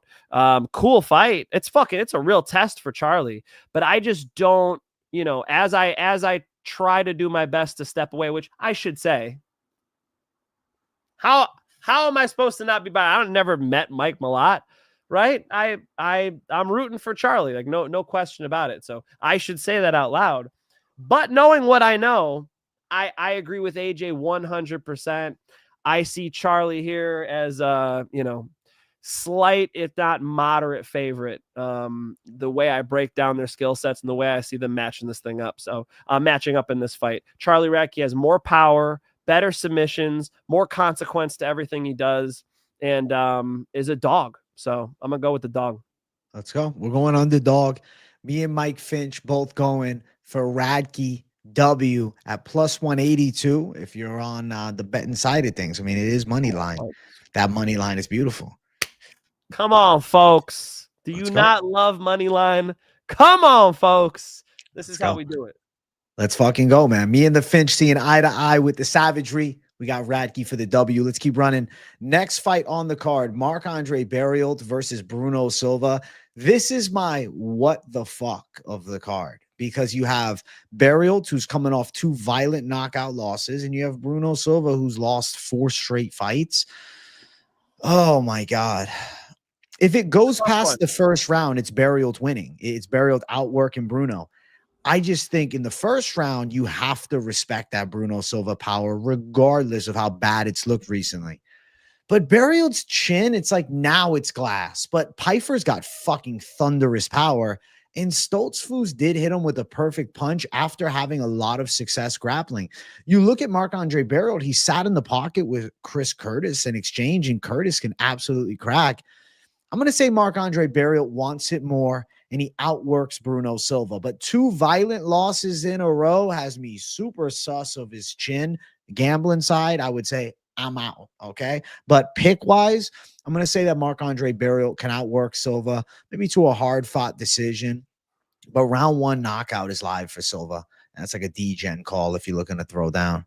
Yeah, the issue I have with this one is I want to pick Barriault too, but the difference I see here is that Bruno Silva's been losing boring decisions. Barriault's been getting sparked, And so, the more you press the off button, the easier it is to press. And, there's some red flags. So if you're betting on this fight on this card, why? Why are you doing that? I just don't, big red flag. Okay. I think it's better to watch this fight. Okay. Instead be entertained. It could be entertaining, but even if I'm doing some fat ass parlay, this ain't in it. This ain't in it. Right. Oh. Fuck. I don't even know. I'm thinking of the Chris Weidman fight. I'm thinking of, I guess Brad Tavares in 2023. That was impressive. That's true. 2023 is a little bit ago now. It was, though. I know. It's the last time Daniel Santos fought. Ain't that something, bro? Fuck, man. Is Barriault Canadian? Yeah, he's Canadian as fuck. Little home field advantage. You know, He's got a grappling edge, I think, if need be. I think he's a little stronger, but yeah. All right, I'll go Barriault too, but you know, I have concerns. yeah, no, it's Barriault's pick. It's like I can't really confidently pick either one of these guys at this point.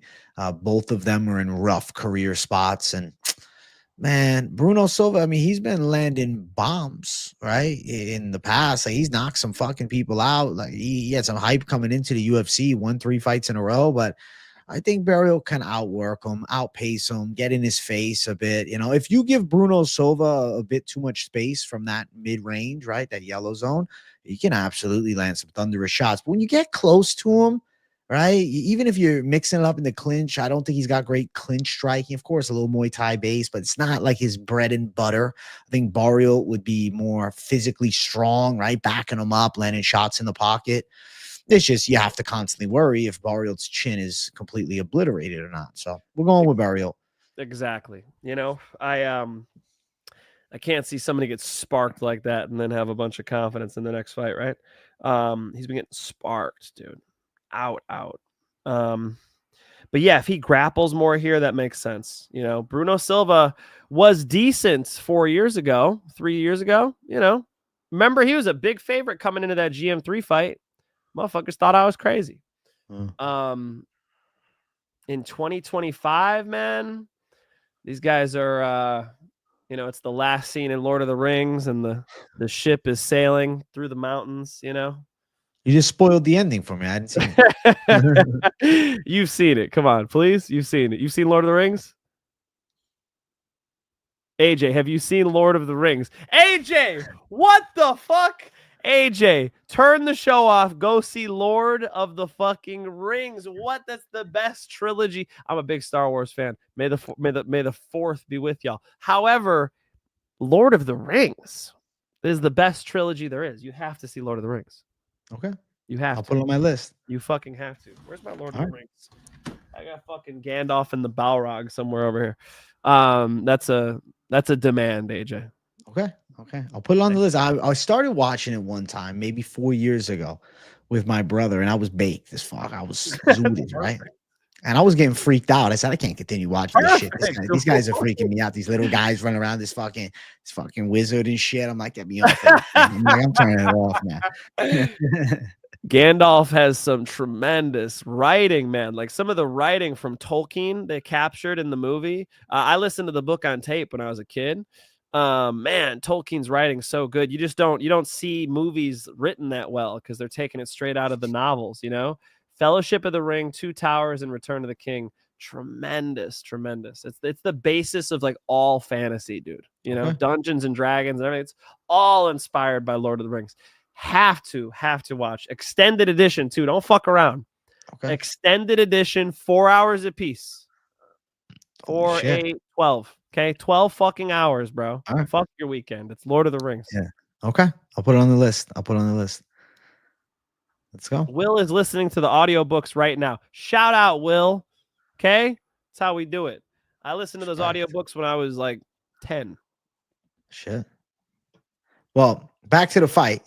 I think Marc-Andre Barriault is going to pull some magic out of his ass and get a W here at -150. I'll favor him in a close one, but betting-wise, I'm not favoring. He's a pick, and that's it. What's knockout on the opposite side, round one? Silva KO +200. What's Silva KO round one? Savage +450 for round one. Not even that interesting. Have you ever watched Game of Thrones? I watched almost all of it. I stopped watching it the last season. Oh, bro, I never felt the wow moment of Game of Thrones. You never what? Never felt that wow moment. I liked it. It was good. You watched Red Wedding? No. In Game of Thrones, there's the Red Wedding. Don't blow it for people who haven't seen it. Is that not the best episode of anything? Vaguely. I remember when you gonna spoil it for everybody? The you gonna spoil it for was everybody right in now? the prison. I remember when he was under the jail cell and he fall off like, you know, from the cliff if he fell through, whatever like that, you know. I remember that's not what I'm talking about. I remember some You interesting remember a moments. handful of things. Red Wedding, the best episode. Andor season 1. The One Way Out. Whoa, that episode was fantastic. And Red Wedding, Game of Thrones, 2 best episodes of anything I've ever seen. And in The Sopranos, when they're outside, when it's Paulie and Christopher and they're lost in the woods, that episode's incredible too. Best episodes of anything I've ever seen. You have if you don't know what I mean by Red Wedding, you were too stoned. You have to rewatch Game of Thrones again. Not that. No dabs, AJ. Okay. I don't. That might have been a dab error for me. I don't remember. Help this man. Yo, Finch, I've been trying to say what's up at the gym, but you're always training. So one of these days, though, I will get to say what's up. All right, C's, come by and say what's up, man. Even if I'm training somebody, be like, yo, I'm C's from the show. And I'll be like, what up, C's? Please stop by. Nobody else gives it. Everybody else comes up and talks to me while I'm training people. You might as well.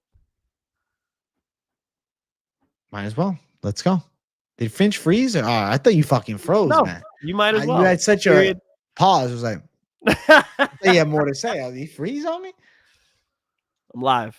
We're going Barriault, I guess. Next. Yes. Next fight on the card, we got Bekzat Almakhan versus Brad Katona. I think Bekzat wins this one, man. I feel like he's pretty good. Debut against Umar Nurmagomedov was definitely a crazy jump in level to go out there, though, and he cracked him early. Bekzat's good, man. His striking is nice. He's long.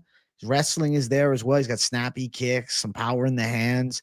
Good, like sniper-esque striking from range. I like his style, man. Brad Katona, he has a Canadian boxing base. He was an amateur boxer, but definitely a flurrying puncher. Doesn't really sit on his shots well. Doesn't have much power. Really short reach, which, obviously he can't control that. That's just, how he came out. But I think that Bekzat's going to be too tactical, too skillful, too well-versed. Brad Katona is pretty good. I mean, he's won the Ultimate Fighter twice. He does well outside of the UFC, but man, I just think Bekzat has way more potential than losing to a Brad Katona in his second UFC fight. Losing to Umar and having a wow moment and then losing to Brad Katona would be like the ultimate letdown. No, I think he beats Brad Katona. I think he wins a hard-fought decision against a crafty veteran in Brad Katona.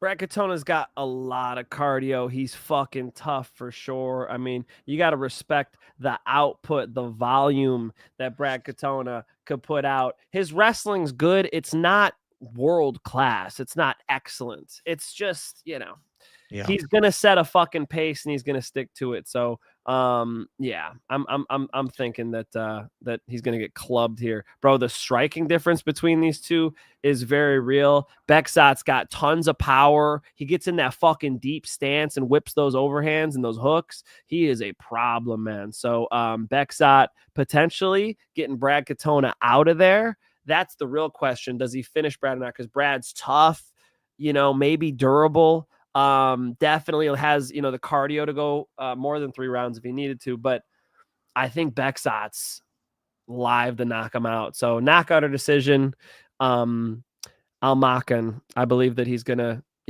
look good against Katona. Looking at the odds, Bekzat, bit of a favorite here against Katona. He is currently sitting at -180 to Katona at +150. I like the chances for Bekzat, man. I'm going to say decision. I rate Katona as relatively durable.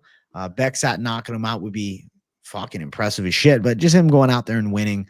+120 for decision, over -325, -180 money line. I think Bekzat's got a pretty good chance. Of course, only his second UFC fight in Katona. Like I said, he won the Ultimate Fighter twice. He's got a good amount of pro fights, and he's been after it for years, man. Brad Katona is essentially, feels like an OG at this point. He's 33, Bekzat 27. Bekzat a little bit taller, going to have a 3.5-inch reach advantage, and I think his long-range striking is sharper. So pick his Bekzat, possibility of some wrestling too. We're on the right side, I think, in this one, brother. I think so too, man. And is Katona Canadian? Katona is a Canadian. Poor fucker. Man, they did it to him too. Why are they giving him these matchups, man? They're really trying to dunk on these Canadians, bro. We got Radtke. That's a dog, at least. We've got, Bekzat. He's fucking, he's a problem. I think Katona has a huge problem there. So all they're going to get is Jazzy. Jesus. So, the game is ruthless, my brother. Jesus. The game is Only ruthless. 4 Canadians on the card, and we picked for them to go 2-2. Let's go. Let's keep running. We're going to get to our main card opener. It's a new fight. If you guys haven't yet, make sure you hit that like button. If you're new to the channel, subscribe. Turn those post notifications on.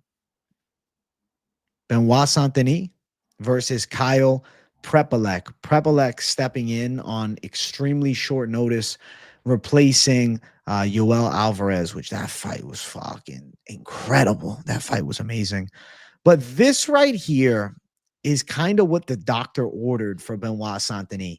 I think he kind of got blessed, okay? Because Alvarez was a terrifying matchup for BSD.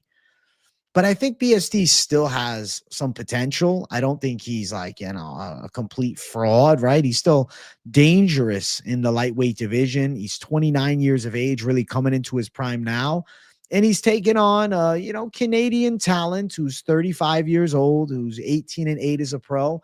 Kyle Prepolec actually fought in the UFC. Back in 2019, he fought Nordine Taleb, lost the decision. Fought Austin Hubbard in 2019, lost the decision. To be fair to him, though, he did hit Hubbard with some hard shots in round 1, but Hubbard's wrestling seemed to overwhelm him. Now, that was back in 2019. We're now in 2025. Most recently, Prepolec had a win in 2024. It was in June. He beat Gustavo Wurlitzer, who was 25-29, so an absolute journeyman there. Then he fought over a year before that in April against Josh Henry back in 2023. Then he fought in October of 2022 against Mark Antonio Ippolito. So it's not like he's been super active, but he is 4-1 over his last 5 fights. And, he's been fighting almost once a year as of recent. And I think that Benoit Saint-Denis is going to be too dangerous. I mean, I can't pick Prepolec, and it's not about short notice or anything like that, full camp or not. I don't think it would make a big difference. People talking about, Prepolec, was he in camp? Was he not? It doesn't. Okay, let's say he's in the best shape ever. I'm expecting the best version we can find of Prepolec at 35. Benoit Saint-Denis is still a fucking killer. Like, say what you want. He survived the deathly onslaught from Moicano, and then there was a doctor's stoppage. But let's not forget, he was landing some shots come round number 2. Yeah, he got fucked up by Dustin Poirier after fucking Dustin Poirier up on the ground a bit, and he had staff. Like, Benoit Saint-Denis is still a dangerous AF lightweight. And I think he's going to overwhelm Prepolec. Probably ends up dragging him to the ground. Probably ends up beating him up a bit, puts a pace on him. I have to favor Benoit Saint-Denis to find a way to win, but Prepolec is a southpaw. He's got some decent hooks, a little bit unorthodox. Definitely Benoit Saint-Denis cannot overlook this guy because this is like a Rocky story. You have a, dangerous contender in Saint-Denis taking on a short notice guy from Canada, fighting in his home country. He's got to be excited about that. Dreaming of coming back to the UFC, I'm sure, and 4-1 in his last 5 fights. But I'm going to say that Benoit Saint-Denis overwhelms him and outworks him and beats him up. I mean, you might be at home saying, who the fuck is that guy? Prepolec is back in the UFC now after losing to Taleb and Austin Hubbard. And AJ and I were doing a little tape study right before we came on here. We were both watching, Prepolec to get it fresh. And I am not impressed by your performance. Damn, that's 2. Those are 2 impressions for y'all in this breakdown. Benoit Saint-Denis should mollywop him. Now, at whatever he is, minus 700 or minus 800, like, that's enough to keep me away, because Benoit Saint-Denis is unreliable. It's probably a good way to put it, sort of jumps into the fire and gets burned sometimes. The thing is, Prepolec not really as consequential as I would need to, just try to run at a dog here. Prepolec, not a ton of power, has shown he can get taken down. Nice armbar off his back, I guess, but I don't see Benoit Saint-Denis getting armbarred from full guard, So I'm going to go Benoit Saint-Denis. His UFC experience matters, even though he got beat down by Poirier and Money Moicano. Now that's 3 impressions for y'all. Listen, Prepolec, though, I will say something real. Money. What kind of wants money? My brother, let me tell you, motherfucker. Listen, Prepolec, if he did win, though, okay, think about this reality. He fucking gets into the top 15 off a debut upset. He's fighting the number fucking 13 guy in the world. That would be crazy, bro. He doesn't deserve top 15, even if he wins. If he wins, though, this is the Rocky story. This is the crazy comeback at 35. When there's a will, there's a way. But the likelihood of seeing that, this is a good movie script. This is a great movie script. This is actually excellent. Like he's trying to work his way back, gets this big chance. But life is no movie here. And his nickname is Kill Shot. He's gonna need a kill shot, AJ. He's gonna need to starch Benoit Saint-Denis. And I just don't think he does that. I think Benoit Saint-Denis beats him up. I think Benoit Saint-Denis finishes him off. And minus 1,200, buddy. Minus, what do you want? Value? Minus 700? What do you think? We got a fucking, good money there? No, oh my God, buddy. Oh my God. There's nothing there. Yeah. Nah, y'all really got me looking at this then. Because Benoit Saint-Denis is not reliable enough for that line. You know what I mean? He is not reliable enough for that line. Bro, come on. He's what?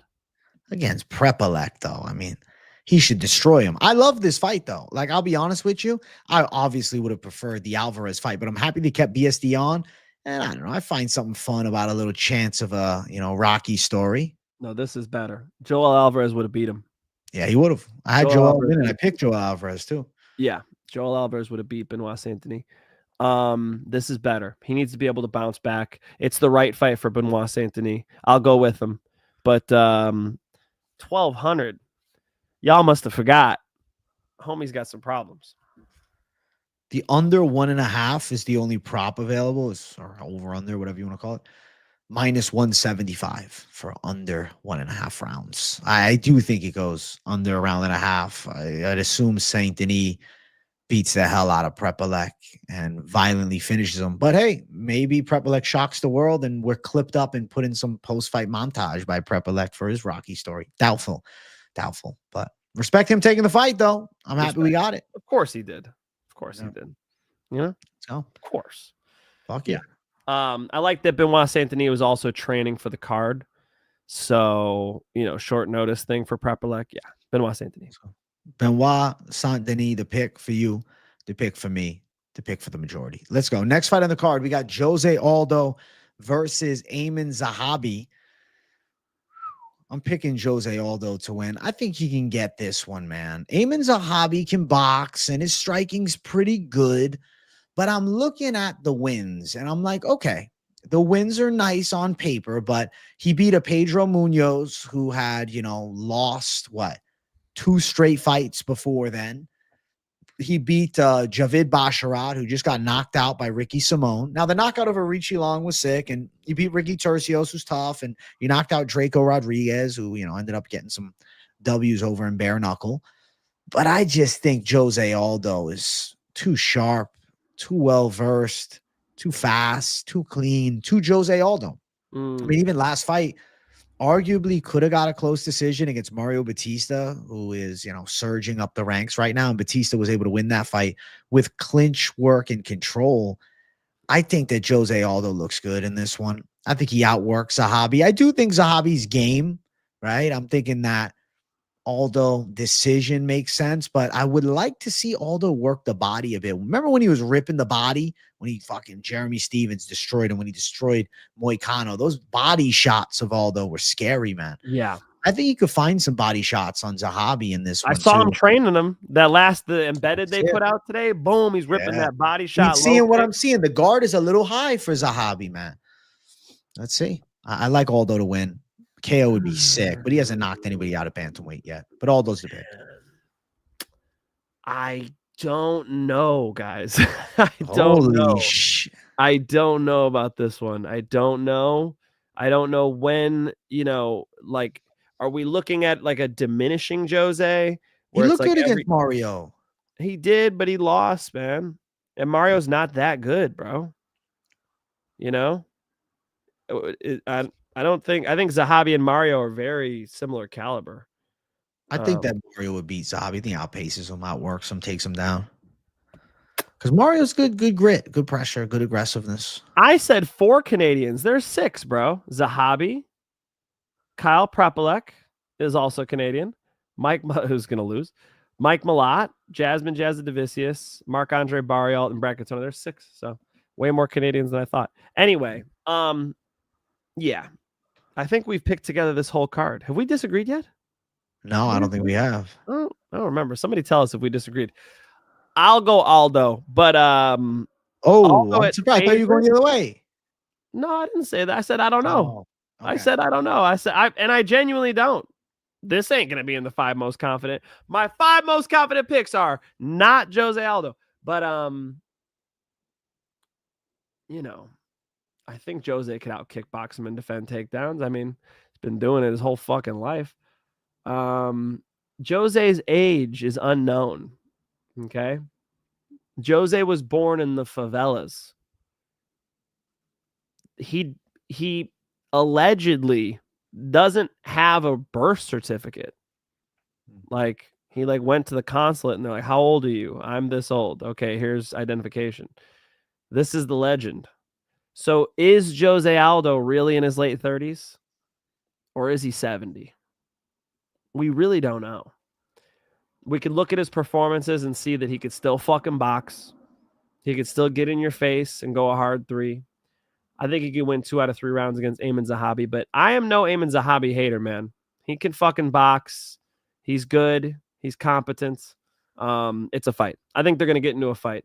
And I guess one more for old man Jose. Although I must say, like, general rule of thumb, the aging fighters in the lighter weight classes don't do well.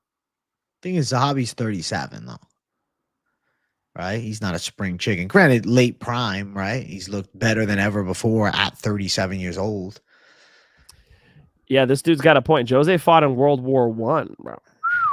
That's crazy. That's crazy. Swords and shit. It was swords in World War I? Fuck yeah. You ever been to the Palace of Versailles with all the riding on horses with the swords and shit? Oh, holy shit. Never seen that shit? Oh.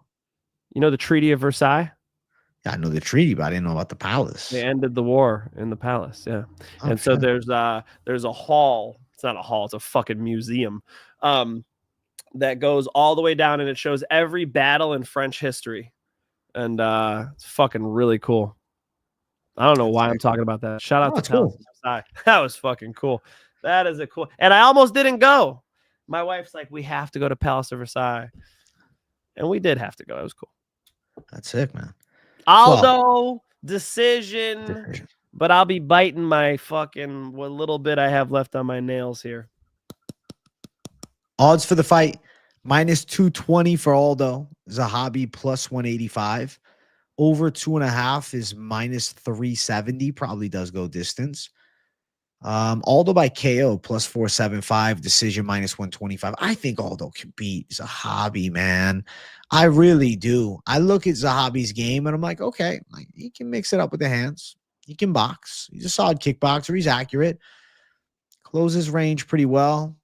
I don't know. He kind of has like a dipped stance. You know what I'm talking about? He kind of like ducks a little bit the way he holds his set. I just really feel like Aldo's gonna have, even at 38, quicker hands, bigger moments in the fight. Zahabi's tough, but I think Aldo outworks him. Gets a nice decision win. Yeah. I'll let your confidence persuade me. I would not be shocked to see Aiemann Zahabi eke out 2 out of 3 rounds in a close fight. You know, split decision with Batista. You know, split decision here is not shocking to me. Jose Aldo in his prime mollywop Zahabi, but that was another day. It's not what we're looking at, true. It's not what we have today with Jose. But it's close enough is what you're saying. You sound impressed. AJ's impressed. I think he's still got it, man. I do. He might be 45. But he could be 38. You know, what if he's 36, man, and he lied 2 years older? I don't know. You know? All right. Yeah. 38. 37 versus 38. We'll take that. We're going Aldo for the W. Let's keep running. The ladies go after it. In our featured fight, we got Alexa Grasso versus Natália Silva. I'm going with Natália Silva to win against Alexa Grasso. I think she has really good range striking, fast kicker, good attacks with the side kicks. Even the, spinning back body kicks are on point. movement is definitely there. Speed is definitely there. And she has a lot of room to work. Her, fighting at the UFC Apex, like her skill set is almost nullified a bit because she loves to use a fuckload of movement. In the big cage, you have Grasso, more of a boxing-based style, and Silva with the distance kickboxing-esque style. I think Natália Silva lands more shots. I think that Grasso's chasing her a bit with the hands, but I think she's going to be a tad bit too slow on the return fire. And I think Natália Silva can win this decision with a high volume attack and good counter shots, good kicks, good movement, staying bouncing and hard to hit. I'll say Natália Silva by a decision, passes the former champion test. Natália Silva is so impressive, man. She is very good. That is not a flattering picture you have up there of her, okay? She's a beautiful woman as well. ESPN gave me that. What am I supposed to do? Talk to ESPN, buddy. What is this SpongeBob-looking fucking blockhead-ass picture you got up here? Alexa Grasso's got the nice hair flowing. Her hair is like cut off on the side. Looks like a fucking cartoon. Anyway, I think Silva's very talented. I think Alexa Grasso is going to get out kickboxed here. I think Alexa Grasso is at a grappling deficit too. I really think Alexa Grasso is going to get,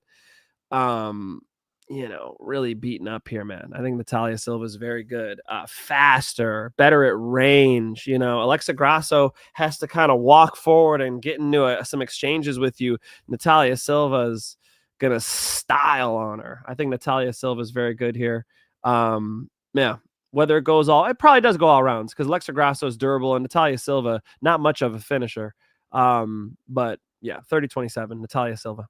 Let's go. I'm with you, Finch. I think she's going to have her breakout performance. She passed the Viviane Arujau gatekeeper test, and then she beat Jessica Andrade in the small cage too, which gives Andrade as much of a chance she could ever had and double the significant strikes for Silva. I think she's going to look fast here against Grasso. And I think Grasso might have to go towards some wrestling. And I feel like Silva's hips are going to be on point. Takedown defense is there. Technical striking is there. Speed is there. Natália Silva for the W. She is currently a bit of a favorite. She's sitting at -220, but I think she's got a great chance to win this thing. Grasso at +185. I feel like Alexa Grasso, right? Even when she became the champ, it was almost like a shock, right? Like she became the champ over Shevchenko, right? I think that Natália Silva is so live to pass this test. I don't think Grasso has the speed for. I think Silva is going to look really good. She deserves this favorite status tag. I think she beats the former champion. And I think Natália Silva is going to be kind of in that #1 contender spot with a W here, especially if it's impressive against the ex-champion Grasso, man. Yeah.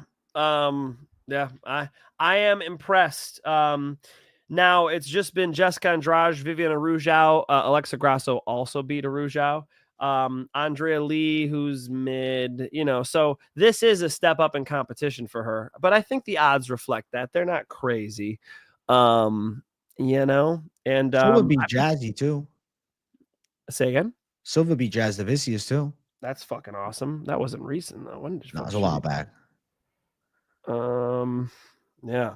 That's a fucking key win. When was that? Jasudavicius in 2022. Wow, I forgot about that.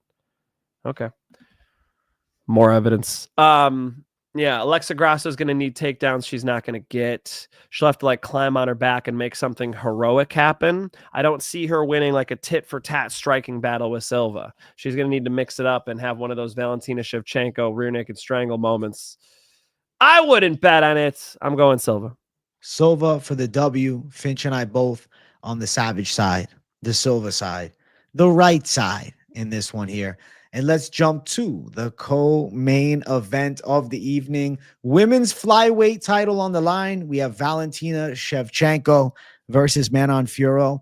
Before I even give a pick, this right here is, I think, the most high caliber women's fight right now, period, bar none. Shevchenko, legendary run as a flyweight champion. And Manon Fiorot, super impressive tear that she's on right now. And I love the contrast of striking styles, right? Fiorot, kind of karate-esque, more bladed stance, kickboxing. On the opposite side, you have Shevchenko, who's more of the, tight power, snappy Muay Thai-esque kickboxing style. So I like the matchup a ton. Now, we saw Valentina Shevchenko wrestle a lot with Alexa Grasso. And it was impressive for sure. But she is 37. She does have a lot of miles on the car. And she didn't look as quick as she once did with her hands in that fight. I don't think she looked tremendous striking. Not that she wasn't good, not that she, didn't have okay moments, but the striking is not what stood out. It was she absolutely wrestle fucked Alexa Grasso. Now, 2 fights prior, she had the draw with Grasso. She had the loss to Grasso even.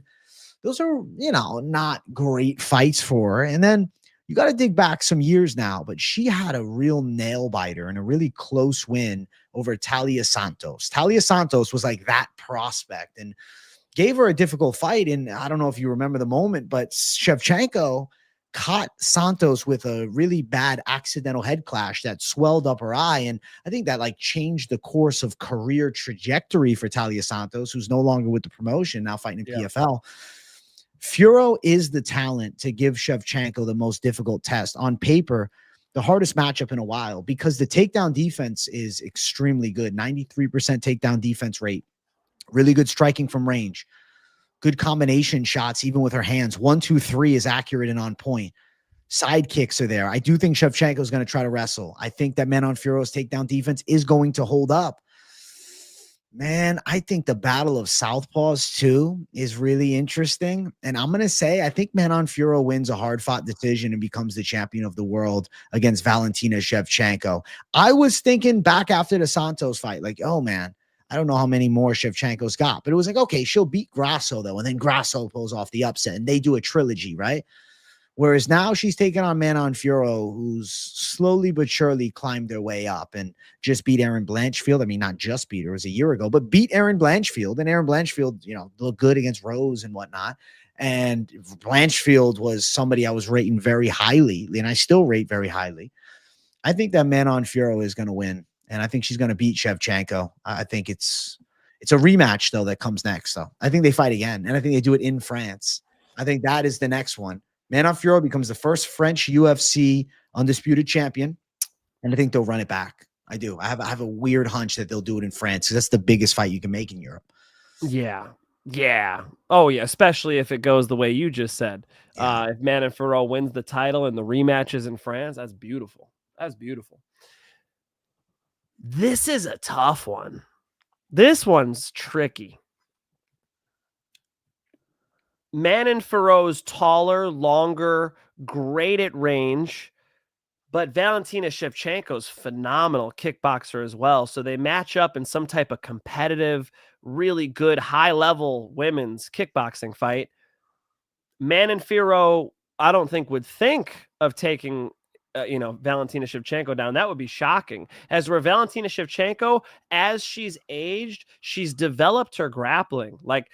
She really did evolve. You really see the next wrinkle in her game, which is she mixes it in. And so, yes, Blanchfield or Blanchfieldov, as AJ used to call her back when AJ liked her. I don't know. Maybe the OV's gone now that she's got an L or two. But Blanchfieldov, that's all she's got. Her striking's not good. So Manon Fiorot can easily defend takedowns. I think this thing can get competitive to the point where Valentina Shevchenko can make her more comfortable on the feet, catch something, and take her down. I think it's harder to defend takedowns when that's not all you have to focus on. Valentina Shevchenko is going to be Valentina Shevchenko is going to try to kick her in the head. She's going to be competitive every single round. She's going to be bouncing on her toes and firing back full speed. So because it'll be a tit for tat fight and they're going to be close, I do think those takedowns seal rounds. I think you get a close competitive fight between these two. I agree with AJ. This is very high level women's MMA.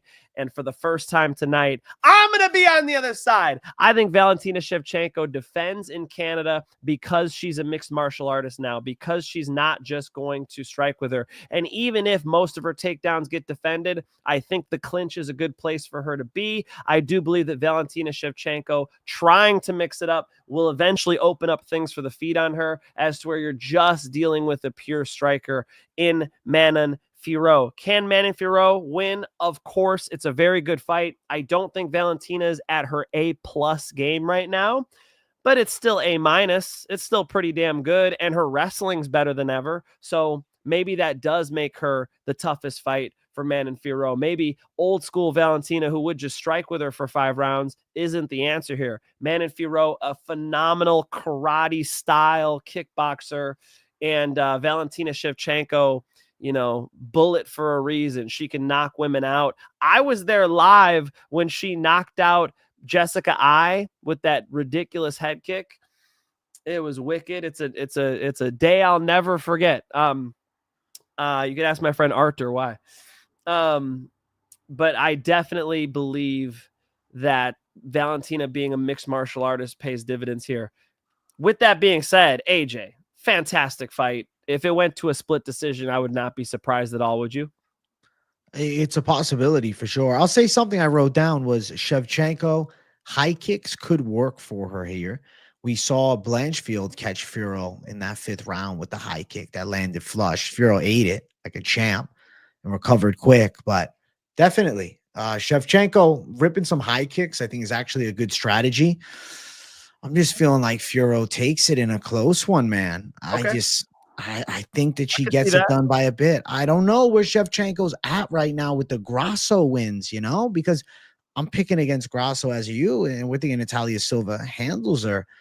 And now it's like, okay, she's taking on a capable and well-versed Fiorot that brings more than just boxing to the table. And the takedown defense has looked really good. I'm going to say Fiorot finds a way, but I respect the side of Valentina. I respect, the pick on the legend. Like, it totally makes sense. And shout out Hollow Heretic for 2 months of membership. Shevchenko going to head kick KO Fiorot and start doing her ballerina splits. Badass take, my man. Respect to it. Finch, I'm going to read the odds off real quick. Right now, Valentina is an underdog at +127. Fiorot -147, the favorite. But the odds, are interesting. How dare you all? How dare you make the champ the fucking dog?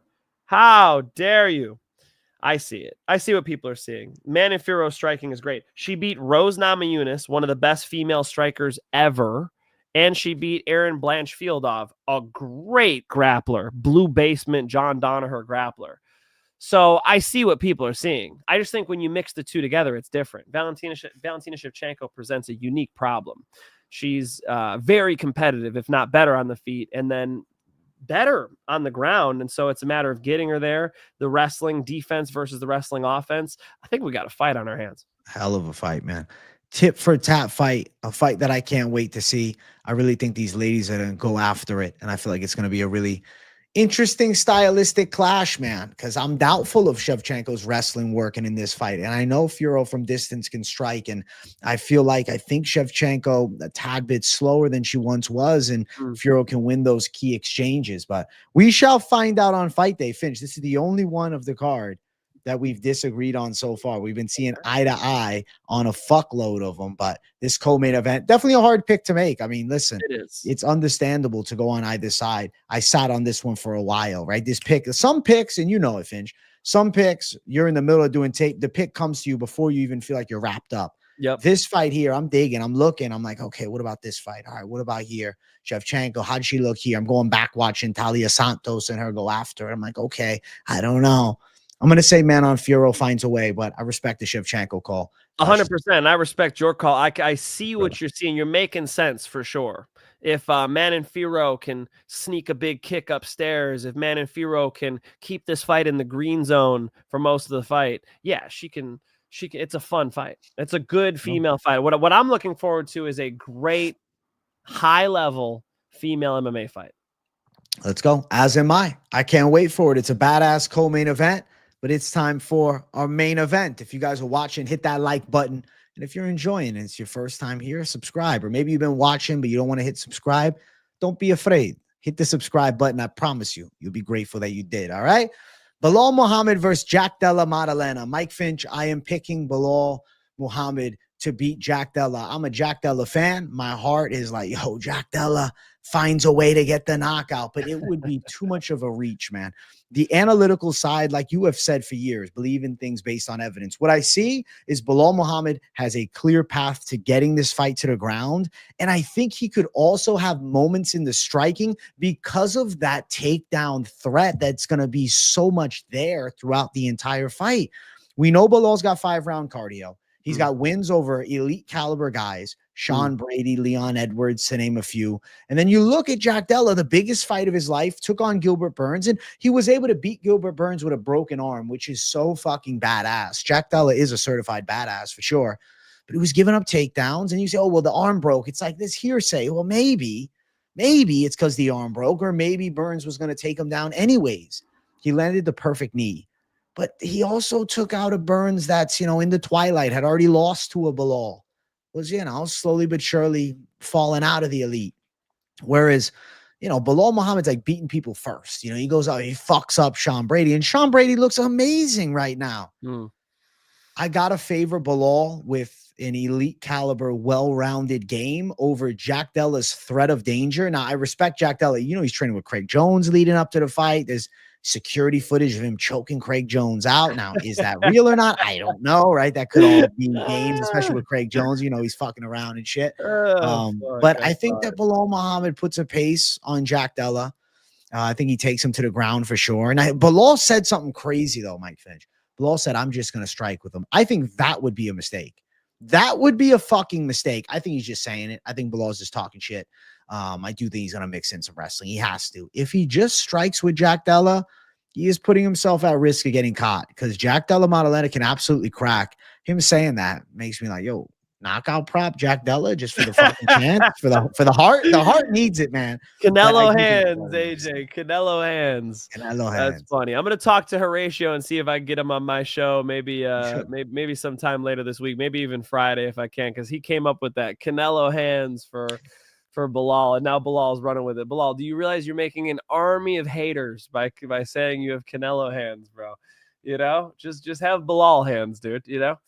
Belal Muhammad showed a new wrinkle in his game with the pressure, because he always had cardio. I trained with Belal back in 2016 at UFC Gym Oak Lawn, where he would come in early in the morning, jumping rope, doing extra work, always more work than anybody else. And he works out with a bunch of savages, Mason Balut, Kevin Novacek, Mike Cannon, et cetera, the Oscar brothers. I mean, a great group of guys. And he always stood out by doing that extra cardio. And it just shows he's been in shape for a decade or two. Like, it just shows when you have shape on shape like that. I've heard Chael Sonnen break that down.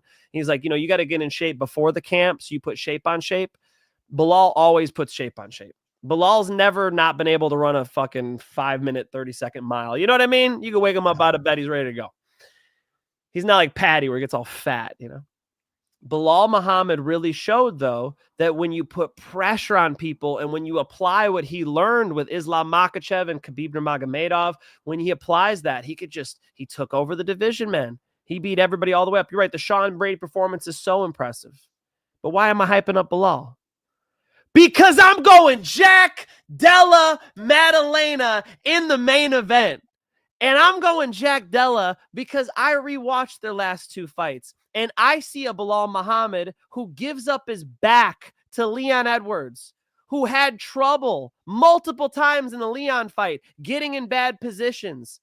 And I see a Jack Della Maddalena who refuses to be held down. You know why his takedown defense numbers are so bad? Because nobody can fucking hold him down. Jack Della Maddalena does a great job fighting his way back up. When you take him down, who's better at jiu-jitsu, Gilbert Burns or Belal? Gilbert Burns was on top. He did the hard part. He took him down. He was on top, 2 or 3 times of Jack Della Maddalena? What does Jack Della do? He fights his way back up to his feet. It's like I'm watching the Craig Jones instructional. It's called Just Stand Up. He just stands up every fucking time. He does a really good job after you taking him down of staying safe and getting back to his feet. And that's why he's been able to beat Basil Hafez, who AJ and I are suspecting was on steroids, but, was able to blast through regardless and take him down. That's how he was able to beat a Gilbert Burns, and he's fucking dangerous on the feet. Belal puts a lot of pressure on, but I believe a Jack Della knee up the middle, just like he did to Gilbert Burns, could land. I believe his boxing is better than Belal's, although we're talking, Canelo Belal hands. I think Belal will take him down. I would bet on it. Belal will take him down, but what is he going to do with it? Is Belal a finisher? People call him the decision machine, right? The more time you spend on the feet with Jack Della, the more time you're going to risk getting your nose broken looking like his. I think Jack Della Maddalena finds a way to put some shit together and get Belal Muhammad out of there. I believe Jack Della Maddalena and new. I wish that I was on this. I'm fucking sad now. The fuck. I'm like, I want to be there calling it, but it's a fuck, man. I'm just worried, bro. Shit. Yeah, fuck yeah. Of course I'm worried because he gives up takedowns. Like, it's like, you know, is he just gonna wilt? But when has he done that? Like you said, he beat Gilbert Burns with a broken arm. Like, if you're gonna just give a raw assessment, nobody holds Jack Della down, and he's tough as they come. And you agree with me, he's a better striker and a dangerous striker.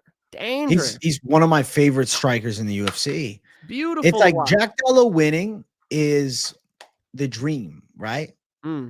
It's just I worry that fucking Belal is gonna get his ass down, man, and hold him down a bit. And I don't know, man. I don't know. It's scary. Am I betting on Belal? Absolutely not. Do I want to bet Jack Della? Fuck yeah, I do, because I want that to happen. My heart is with Jack Della, but my brain's telling me, man, don't overlook the Kevin Holland fight where, you know, he was in a tit for tat back and forth. Now, granted, different stylistic matchup. Don't overlook the Basil Hafez fight because Muhammad's got physicality beyond what Hafez had, regardless of, you know, anabolics or not. It's 5 rounds of warfare. And I do think it's a super interesting main event. As much as, you know, it's easy to glare from, oh, well, Jack Della doesn't deserve this. He's not. It's a fight for sure because Jack Della has nasty boxing combinations. And if he is successful and, you know, finding some big shots, Belal has been put out. I know his chins look good as of late, but he got fucking dropped badly years ago by Luque. Like, let's not forget he's been chinned. Jeff Neal fucked him up in 2019, you know? Casual Degenerate, thank you for the $10. I laid down a 4-leg parlay several weeks ago. Delidze versus Vittori, Kevin Holland versus Gunnar Nelson, Blavitz Ulberg. I'm waiting on Belal to get his hand raised at plus 835. Well, thank you for the 10, bro. Good luck. Finch don't think you cashing, though. Good luck. Wow. Put it on me like that. Hey, man, I hope you get paid, but I just see, I see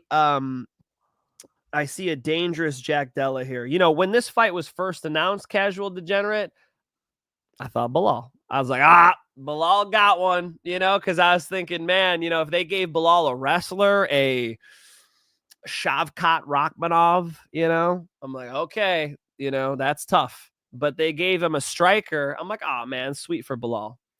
But upon meditation, upon tape study, legit tape study, I'm like, no, this could be a fight. Good luck, Casual.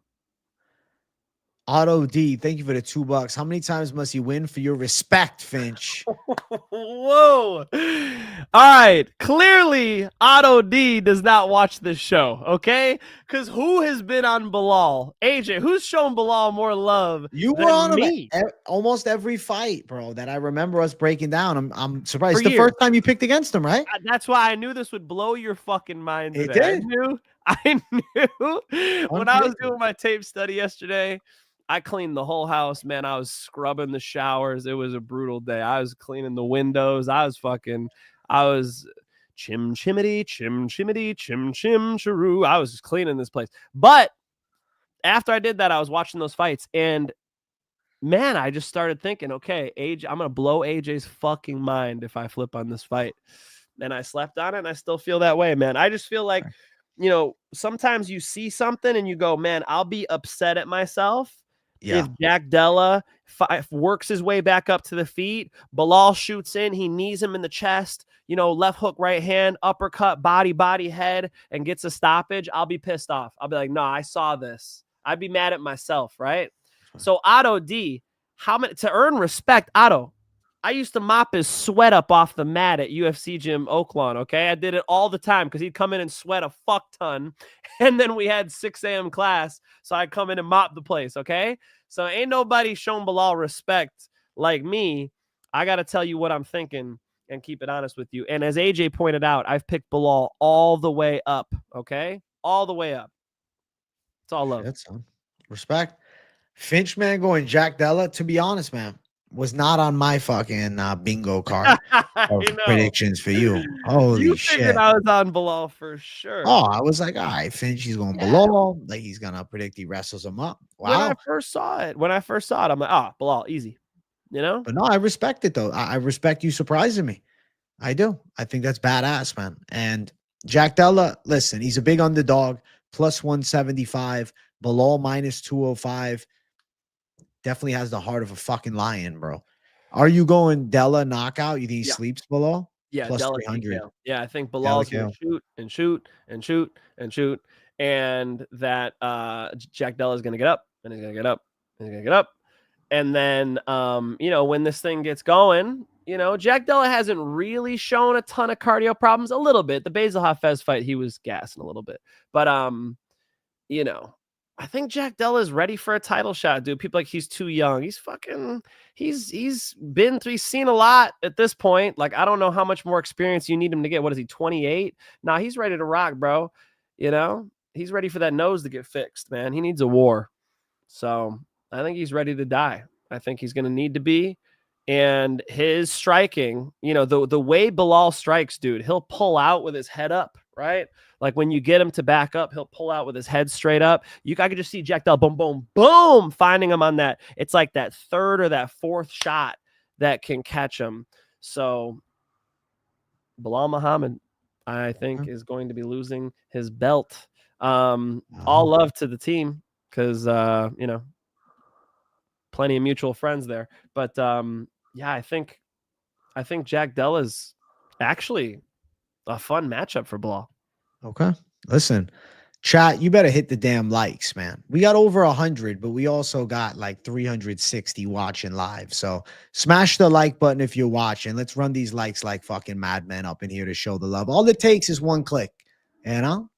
Do that. Hey, I wrote something down I wanted to say. Belal, is straight up but pressures, which is an issue. So when you are a fighter who backs up and moves side to side, you could stand straight up because you're exiting, right? But when you pressure and your head straight up, you got to watch out for over the top shots, which Belal always handles perfect. But if you watch what Leon Edwards was doing, he throws one or two shots, bop, bop, bop, bop, one or two.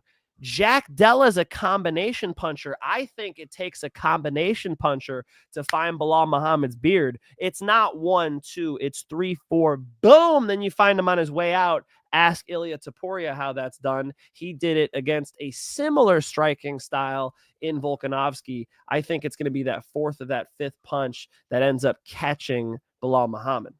Let's go. Okay.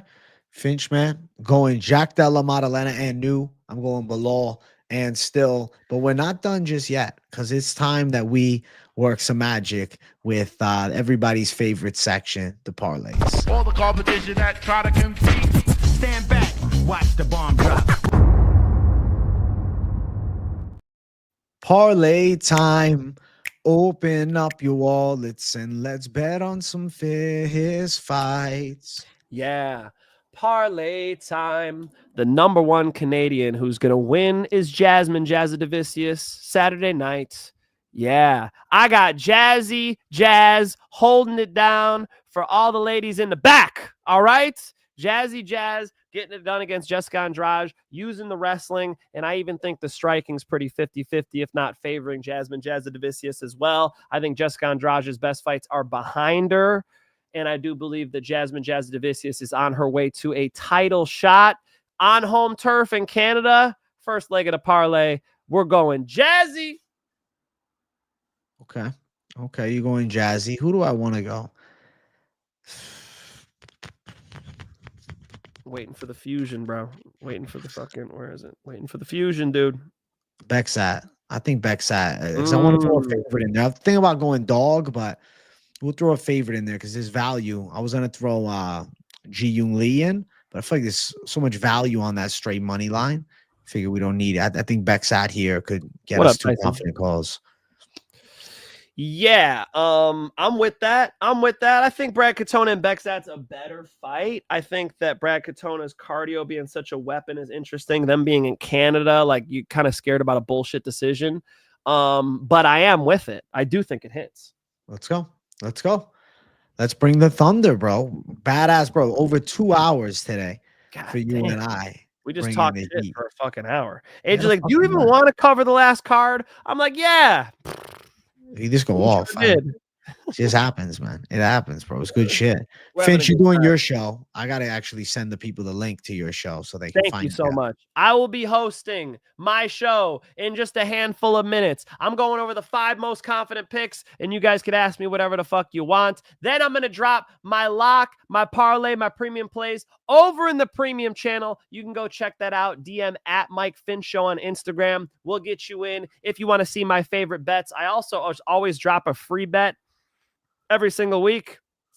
I'll be dropping one tonight as well over in the free channel. You can check that out. Link in the description of my channel or in the description of my video. I'll see you guys in 15. Let's go. Finch, man, doing his thing. Don't miss it. Click on the link. I got it in the live chat. Go give him a listen. Go give him a watch. Thank you guys for tuning in. You guys can catch me lunchtime living it up tomorrow around 12:30 p.m. Eastern time. Your boy's going to be live hanging out with the folks. So join me for lunchtime for a nice chat, for a nice hangout. We'll talk all things what's going on in MMA right now and the usual, man. You know, if you like the bullshit and banter me and Finch do here, well, that's just me bullshit and bantering with everybody in the chat, answering pretty much every damn question, Finch. I'm a Mac with answering the chat questions. Yeah. People tell me all the Fuck time, yeah. bro, what I love about your streams is you answer pretty much everything. I try If my you best. guys don't have AJ on during the pay-per-view, you are fucking up. Correct yourself, all right? I always jump. Don't I always jump do. in? I'll say, what's You up? do. I'll come Yes. celebrate something or whatever. Right. Right? That's usually Oh. when I come on. I'm like, all right, I got to talk my shit. Finally, no, it was good, dude. I saw you in there. Let's go. So every time, all right? Every time the fights are on, I think I got to go see my boy AJ. Go check him out. He keeps it entertaining. He'll eat food live on air. AJ don't give a fuck. Bro, I'm on this so many hours. You get hungry, man. 6 hours. It's like, fuck, man. I gotta I eat will it. Like, never eat a meal on the fucking bro, you sit there for 7 hours. You tell me you're not gonna. You better fuck. stuff. Yeah, your face AJ before. got a fucking sandwich and shit. I'm like, Bro, what the it's part fuck? of the lore, bro. Like, I feel like it's like, it adds, yo, what are you eating today, AJ? Yo, we're eating this on this stream. It's a beautiful turkey taco. We're fucking chewing it and shit. You know, it adds Did you the say fun. turkey taco? Yeah, What the fuck are they eating there in Florida? Turkey ground turkey, man. Ground turkey taco. in a taco? Tastes great. That's the whitest shit I've ever heard in my life. We season it up over here, man. This It's Indian gringo is style. crazy. Turkey taco. Turkey tacos. Yo, I'm out on turkey taco. Peace and love, everybody. Hey, love you guys. We'll catch you in the next one. Peace out.